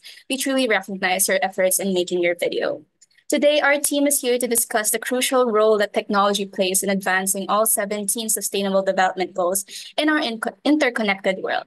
Technological innovations offer unparalleled opportunities to tackle complex global challenges, from improving healthcare access and promoting transparency to advancing environmental sustainability and fostering inclusive economic growth. Technology is at the forefront of driving positive change. Today, we will be exploring how embracing technology can lead us towards a future where prosperity, equity, and stewardship converge. Thanks very much, Kate. Okay, so I think now we've had your 3-minute counter arguments, we'll start our debate. We're going to try and keep you to about 2 minutes each of you with your statements. Who would like to start? Maybe somebody from the Pro team? Lucian, go ahead. What points would you like to share? Yeah, I appreciate the points that come from the side of the cons team. I would just like to respond to their point on how online class we can end poverty, promote gender equality, and foster economic growth, and how they point out that this debate was made achievable due to technology. But my rebuttal is very simple. Firstly, I acknowledge we have Zoom, we have Google Meet, we have YouTube, we have Khan Academy, we have BBK Bite Size. We have so many resources, but recognize what the pronoun I used just now is we.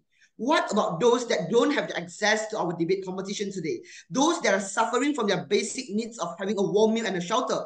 I just visited a shelter yesterday. I donated warm meals to them, and they told me what they want are just warm meals. They can't even have the chance and even the time to think of gaining education and escape poverty through education, because right now they don't even have access to their own basic human rights. And there are 2.6 billion people, a third of the world's population, that they do not have access to the internet. So if TeamCon is trying to say, oh, we have so much resources, YouTube, Khan Academy, BBK Bite Size, but these people, they don't have internet, they don't have laptops or even just a phone.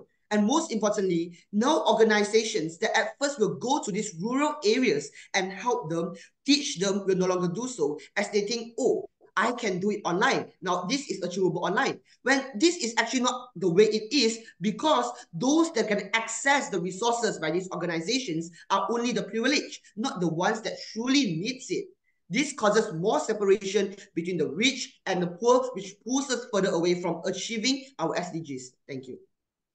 Lucian, just before you go, can you just tell me what's the number of people you said didn't have access to phones and internet? 2.6 billion, a third of the world's population. Thank you.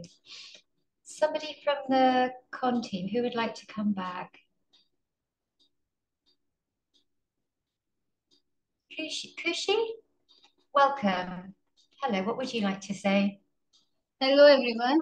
I want to rebut what he said just before, as we have now access to quality education all over the world.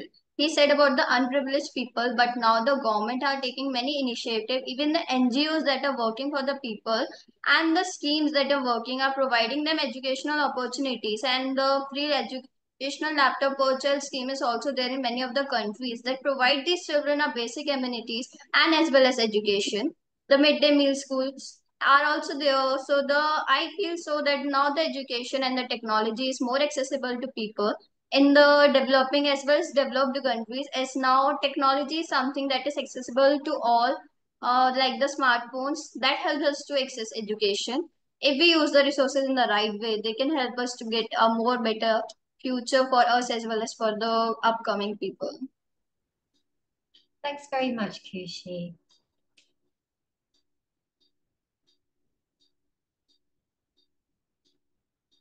Okay, Lucian, would you like to come back to that? Yeah. So I thank you for the rebuttals that come from Kushi, but when she pointed out that government is providing computers and laptops to the people, please recognize how much scandals come from when government is trying to provide the computers and laptops. And also recognize that these computers and laptops, they are in very, very, very limited amount. The government can't possibly provide to the entire nation that are in poverty, right? So what the government do, usually they have to filter it. And in nations that are like not as well in political stability, TeamCon has to understand that these people, the government, they usually only prioritize the people that are closer to them, or even those richer companies. They might sell the laptops to them to get the money back and put the money that they get into their own pocket as their own money, which this causes corruption. So when TeamCon is trying to point out, oh, government can provide laptops, firstly, government can't provide that much to give it to the whole world, to even their nation that actually requires it. And what this causes is only the people that are fighting to get the laptops. And those people, they might not even know how to use the laptops. And the government can't provide that many classes because the nation don't have that much resources, and the taxpayers will not be willing for the government to purchase so many laptops as it is their money. The taxpayers that earns more wages will want the money to be used in places that can actually help them, instead of this buying of laptops that do not help them directly. The taxpayers being mad, the countries being in conflict, and that's not what we want, because we can't achieve our UN SDGs from there on. And what Kushi was trying to point out is that technology is now accessible by all. Yes, even if it points out that, oh, technology, it can be getting widespread. But please recognize that what the motion today is about UN SDGs. These UN SDGs is to be accomplished by 2030. We have 6 years left. Where can the government get so much funds to buy all these laptops? Where can the government get so much resources to teach people how to use the laptops, when what we can do in nature-based solutions is literally to have some small buildings outside there that the government already has, and for the people to come and learn physically, because our goal is to let them learn. But now they have to learn using laptop, which is a deeper sense of knowledge, rather than just knowing the general knowledge first, which is more important. Which this how to learn knowledge and the importance of learning knowledge is pointed out literally by the TeamCon. I will like to thank you for the time. Thanks. So I'm going to ask somebody from the con team to come back on that one.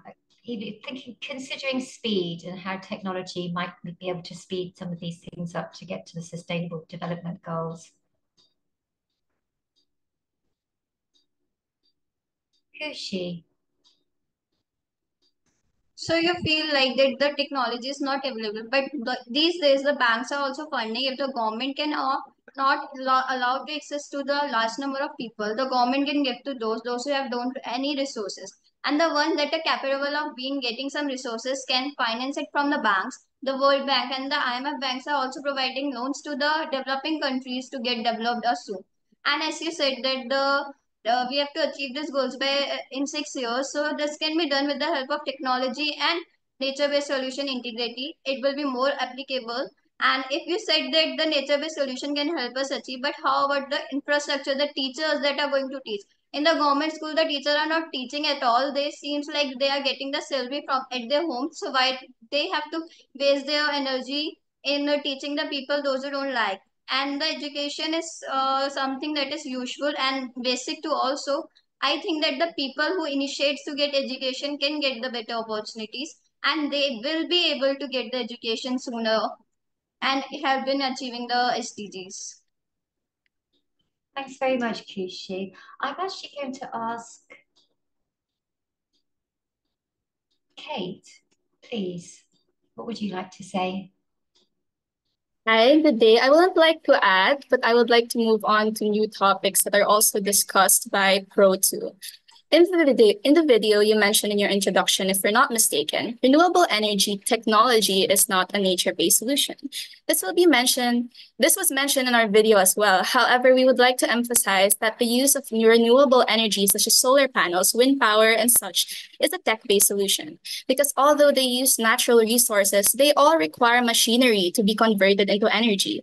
When thinking about energy in relation to tech, nuclear energy should also not be the first thing that should come up because, as you mentioned, and as we all agree, we should be looking for more simple solutions that can be easily accessible. I would also like to mention that claiming organizations as a scam is fallacious and a hasty generalization. Now, for your first argument from the video, you mentioned that the upcoming deadline for the SDGs, which is already 6 years from now, and claim that tech-based solutions aren't as good as they take longer time to develop.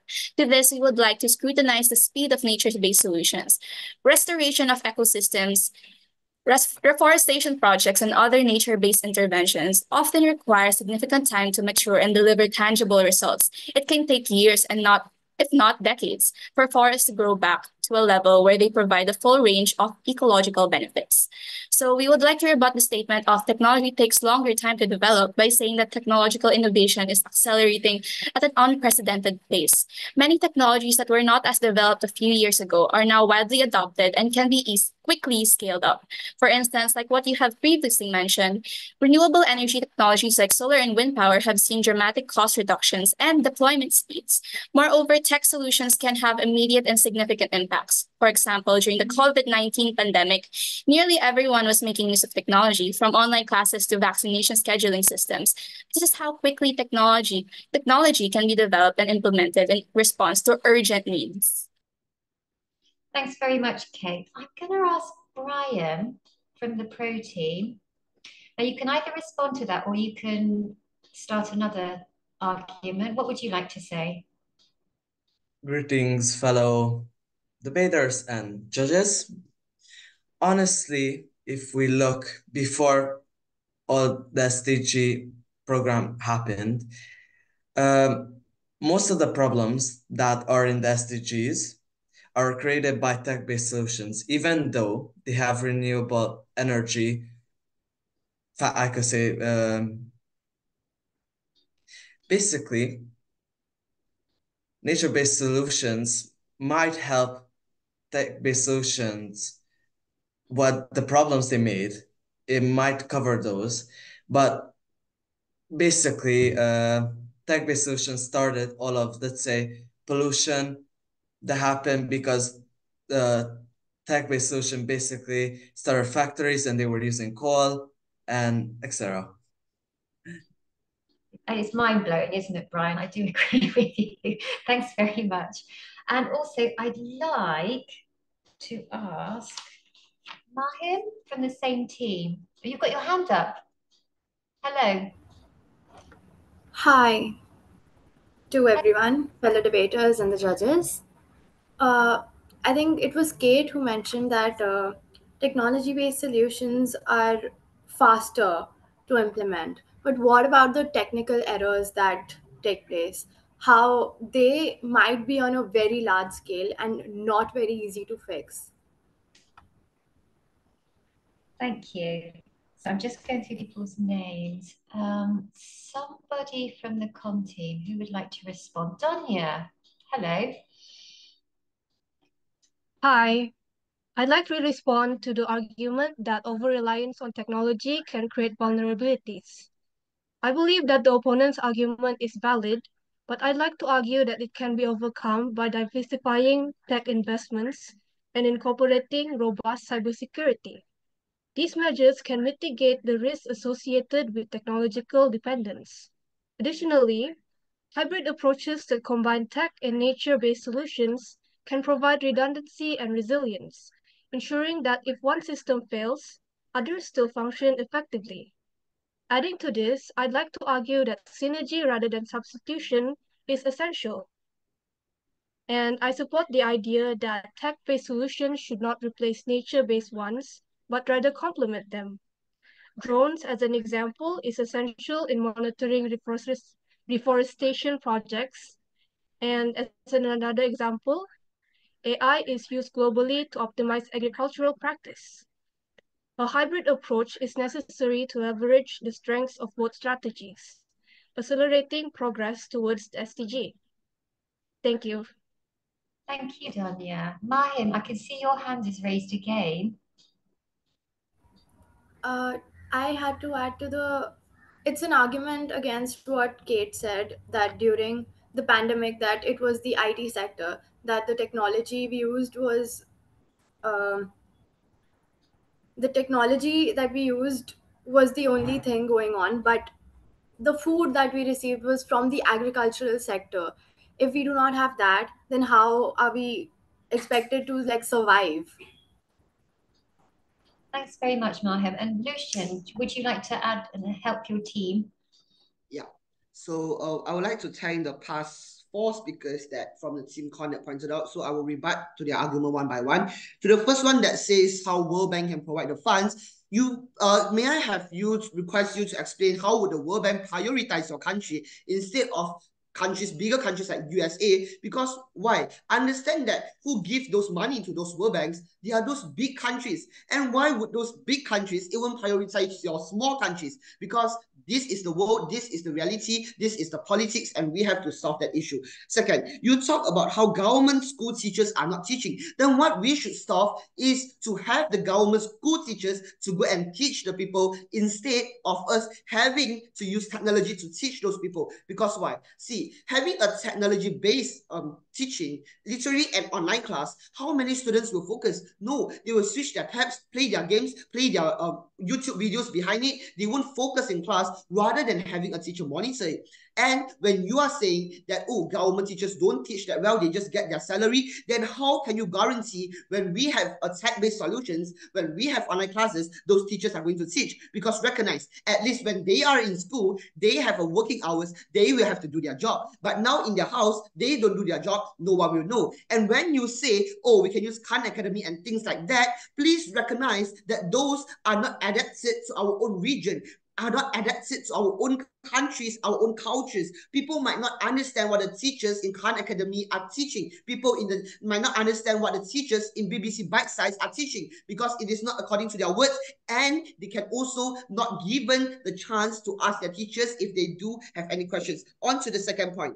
Someone pointed out that use of renewable energy is a tech-based solutions. But then your own teammate, Donia, has pointed out that tech-based solutions should complement nature-based solutions. Complement, this word is very strong. Complement means that as the back of it, as a support of it. This means that SimCon has already agreed that nature-based solutions are the big power, are the major thing that we should use, and tech-based are only there to support the nature-based solutions. And also recognize, when you pointed out that solar panel is a part of a tech-based solutions, did you realize that what solar panel needs to power is the sun? The sun is a nature-based solutions. What this means is that technology-based solutions can't stand alone. You agreed to this by saying it complements.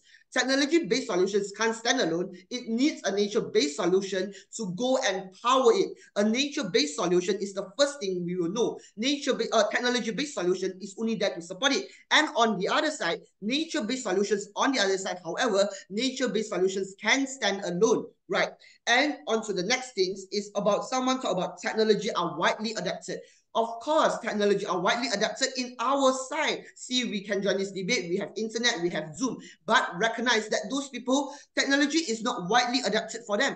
And not much people will even care about building internet access for them. Just like in my country, we have a female from a village called Kampong Sidek. Kampong Sidek is a rural village, and during the COVID-19 pandemic, the girl literally has to climb the tree to access the internet in order to submit her college application in order to venture into further studies. What this means right now is that the girl, she don't have internet access. When we have nature-based solutions, she can go to the universities, get scholarship, and study in the university physically. But now, if we focus in prioritizing technology-based solutions... I'm going to have to stop you because you're absolutely overrunning now, and there's lots of people who've got their hands raised. My apologies. That's okay. I can again sense your passion. Somebody from the con team, now Lucian said in his statement, nature-based solutions can stand alone. Who would like to come back with him on that one? Camille, is that how you pronounce your name? Yes, I would really like to come back to that statement because I would gladly listen how does Lexian think that nature-based solutions can stand alone. For example, taking the solar panels and electricity as an example, I would gladly like to listen how you can make electricity without technology and such as those things. As also he likes to talk about the reality of this world. So based on those statements alone, I would like to say that based on reality right now, I think none of these things are achievable without electricity and technological solutions because we use technology everywhere, and if we didn't do that, we just downgrade to the earlier civilizations and would not advance as a society. Thanks very much, Camilla. Good point. Kate, would you like to support your team member? Yes, I would like to add on to Camille's argument because yes, nature may be foundational, but it's not the exclusive starting point for addressing all complex global challenges. Modern issues such as poverty, inequality, access to healthcare require immediate data-driven solutions that tech innovations can swiftly provide. While nature plays a vital role, relying solely on it overlooks the urgency and precision offered by technological advancements in achieving sustainable development goals. Integrating these approaches allows for comprehensive strategies that harness the strengths of each, ensuring holistic and sustainable outcomes across all the SDGs. Tech-based solutions continually innovate and adapt to evolving challenges, complementing nature-based solutions in achieving our collective goals for a more sustainable and equitable future. And if you don't mind, I would also like to ask a question. Hold on, let me look for it. Go ahead, Kate. Hold on, I'm looking for it. That's okay.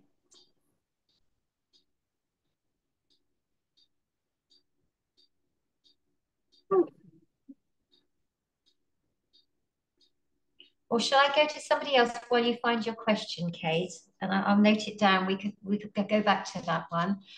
I'm going to ask Brian, Protein. Would you like to anything? Hello? You can go on to another topic if you like.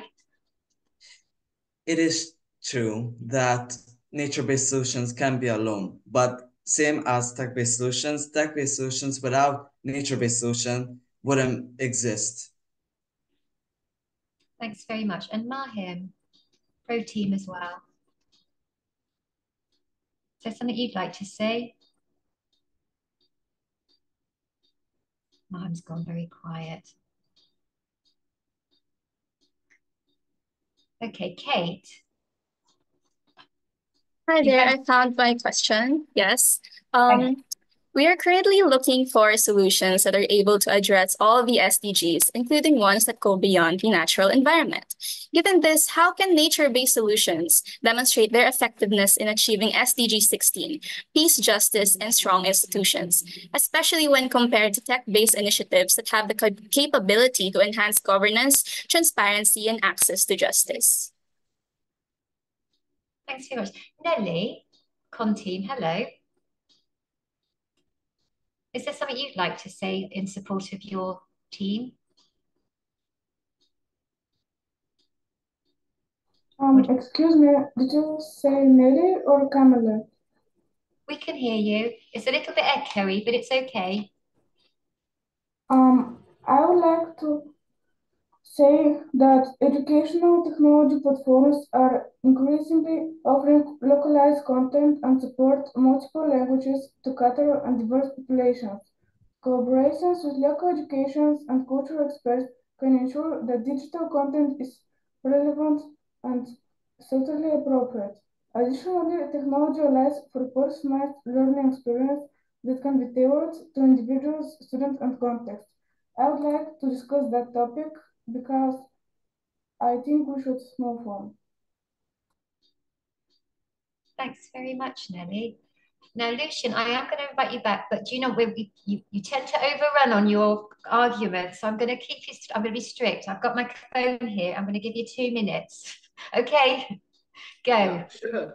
All right. So basically, just rebuttals to the last three speakers. Firstly, they talk about how we can diversify tech investments. Then why not just have a nature-based solutions that we know is successful and sustainable? For example, having classrooms, it is one solutions that we know can succeed instead of having to have Zoom, Google Meet, and have to put in resources to develop it. And please recognize, in the meantime of developing the tech-based solutions, what we need to use is nature-based solutions. So nature-based solutions is more important. Second, they talk about how, none of these world issues right now are not achievable with technology, because right now everything surrounds us is technology. But right now, everything that surrounds us and is the starting point to inspire us to invent those technology are nature-based. So what I am trying to point out right now is that nature-based is the starting point of every technology-based solutions. And only with nature-based solutions that we can achieve to have a technology-based solutions. And to the third point, they say how beyond natural environment and goal 16, we are unable to solve it on our side. But I would like to rebut by saying this in a very simple words. See, they pointed out how there's like corruption and things like that, but isn't that more worse in the sense of having technology-based solutions? And more job opportunities can be created in our side, because why? People will have to, in nature-based solutions, it is easier for those people that are like lessly educated to understand and to develop and to be employed, instead of technology-based, where it is all about research and development, and those that don't have a tertiary degree might not be able to achieve those jobs. Thank you. Thank you, Lucian. That's your 2 minutes. Now, I'm going to just put this out to everybody. You both talked about speed and cost with both of your nature-based or technology-based solutions. Who would like to make a comment on that? On either speed or cost? You both, in your presentations, you raised those issues. Camille. I would like to talk about cost effectiveness. Now, in terms of cost effectiveness, we would like to argue that tech-based solutions are more cost effective than nature-based ones for multiple reasons, as they offer higher efficiency, scalability, predictable outcomes, and reliability in performance.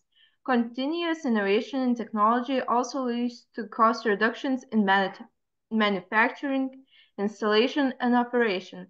Again, while nature-based solutions may appear cost-effective in certain contexts, their implementation costs, including initial establishment, maintenance, and opportunity costs, must be carefully evaluated against the benefits and compared with alternative flood management measures. Thank you very much. And I think Mahim would like to respond to that from the Pro team. I'd like to rebut this argument with an example. But first off, nature-based solutions are typically more cost-effective and scalable than technological interventions because they utilize natural processes and materials, which are often less expensive than high-tech infrastructure and require few resources for maintenance. Now, for example, mangrove restoration for coastal protection is significantly cheaper and more effective in the long term compared to constructing seawalls. Mangroves also provide additional benefits such as carbon sequestration that supports SDG 13 climate action and habitat for fish supporting food security that is SDG 2 that is zero hunger. Thank you. Thank you, Mahim. Now, Brian, you've got your hand raised again. You are in support of your team member. Of course. They said first that technology-based solutions are more cost-effective, but in the long run, are they more sustainable than nature-based solutions? Because at the tech-based solutions, there are often errors, or simply you just have to change a part because it runs out of electricity. Let's say at a TV remote, the battery. Thanks very much, Brian. Now, Camille, you're going to be the last one, love. So do you want to just say what you'd like to say? And then we're going to go to our closing arguments because we're running out of time. I'd rather... Okay, so the other team mentioned something related to mangrove forests in their video. While mangrove forests and other natural ecosystems provide valuable flood protection in coastal and wetland areas, their effectiveness is limited in densely populated urban environments.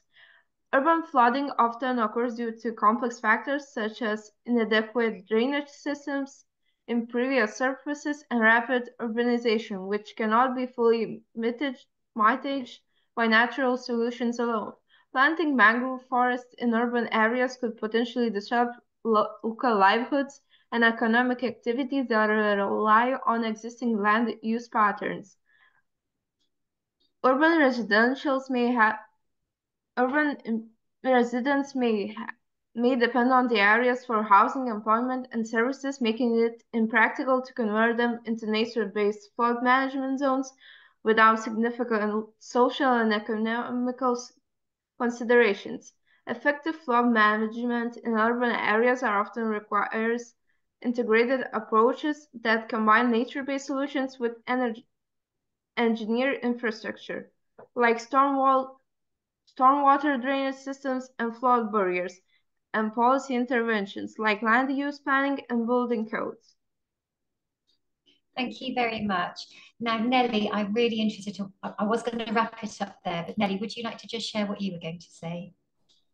Brian mentioned that technology is becoming more expensive than it already is, but I would like to say that the international funding and grants are increasingly available to support the deployment of renewable energy in developing countries.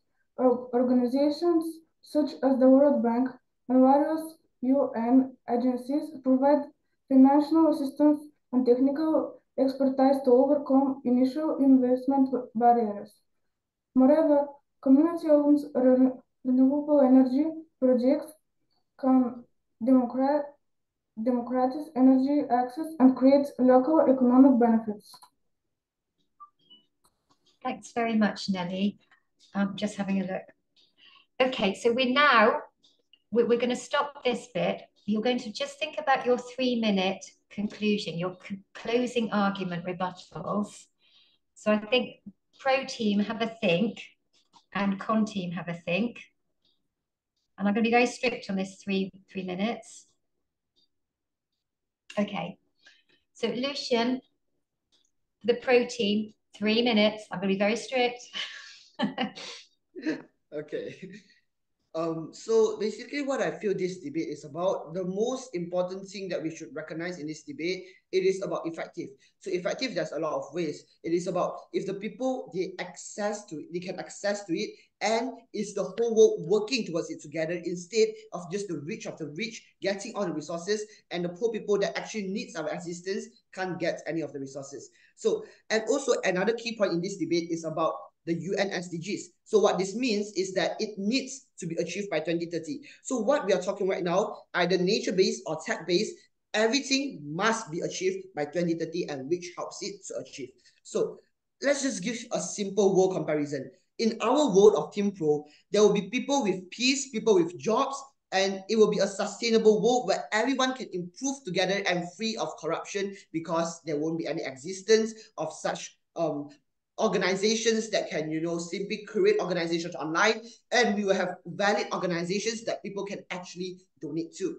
While in the world of the con team, it will help the people to reach, it will only help the rich people to access more resources, and time will be needed for the SDGs to achieve, which we can't achieve it by 2030 because time will be needed to develop the technologies of it, and it might be sustainable in the more future, but definitely not now, which this is not what our motion is about, because our motion is about currently. In 2030, can we achieve so? And in technology based, we can't achieve so.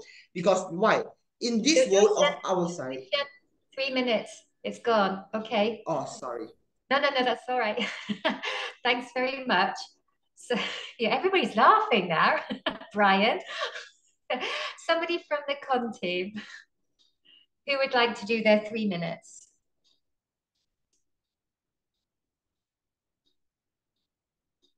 Okay, Camille, you'd like to do this for us? Thank you. Yep.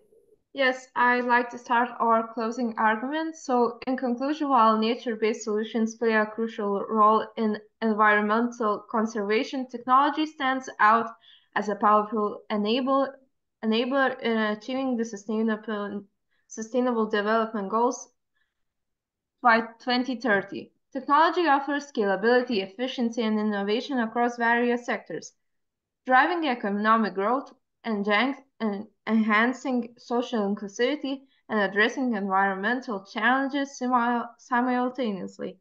From renewable energy advancements reducing carbon footprints to digital connectivity fostering global collaboration, technology empowers communities worldwide to build resilient and sustainable futures.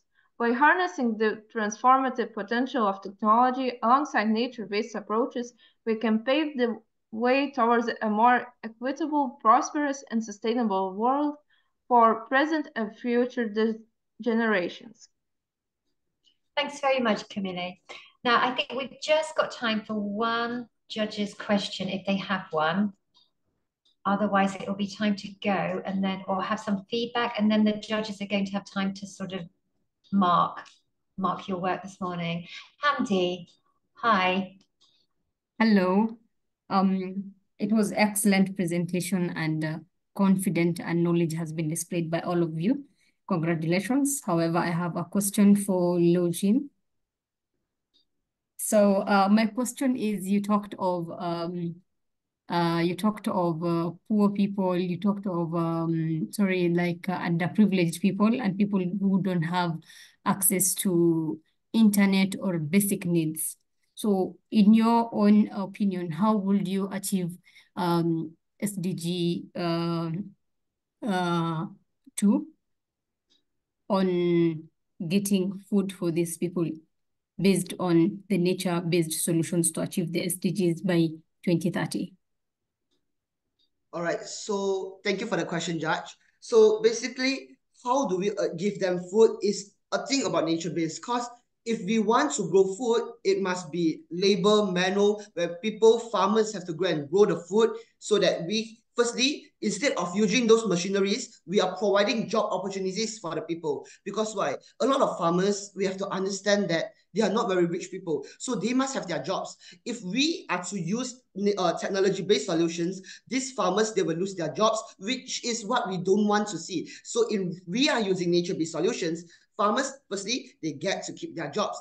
So how are we going to achieve this in our side of nature-based solutions? Basically, providing them food is a physical action. That's why we must provide them food through going to the rural areas and provide them food. And how do we collect the funds to provide them the food? Is maybe we can show posters with pictures of them and go to coffee shops and malls and calling people to donate them instead of posting it on social media. Why? Because people, they won't donate at first, and even if they donate, there will be a lot of other duplicates of such ads on social media, because it is very easy to make such ads. So people can just make such ads, and then they might be fake ones. They are not genuine. But if those people that actually wants to help those NGOs, they go to the malls and every shops. Okay, those people, this requires effort. So these must be people that actually wants to help those people that are underprivileged. So if we were to provide them food, it must be grown, it must be sent to them. So this is nature-based solutions. It is not technology-based solutions thing. I hope that answers your question. Thank you. Okay, well done, both teams. What we're going to do now is, I think Kirsty is going to come and help. I think people are going to leave the site, aren't they? And the judges are going to go and do their thing. Yes, so thanks, Anita. Congratulations, everyone. That was a fantastic debate. It's been really interesting hearing the arguments and counter-arguments you've put across. I think the judges have definitely got a difficult decision now. So thank you all for joining us. The judges and I are going to disappear and go and have a conversation about the awards for this section of the debates. We will hopefully see you again at about 1 o'clock UTC on the second Zoom link I shared with you, which will be the awards ceremony announcements for the debates and also the essay competition top 10 results as well. So congratulations to all of our debaters. Thank you to our judges for joining. If you jump on the Zoom link that I shared with the judges earlier on, then we'll be able to have a discussion. And I look forward to seeing all of our student debaters a bit later on for the awards. Congratulations, everyone. Well done. Thank you, Anita, for doing an excellent job there as well. Thanks, everybody. We'll see you at 1 o'clock UTC. Thank you. It was nice meeting you. Thank you.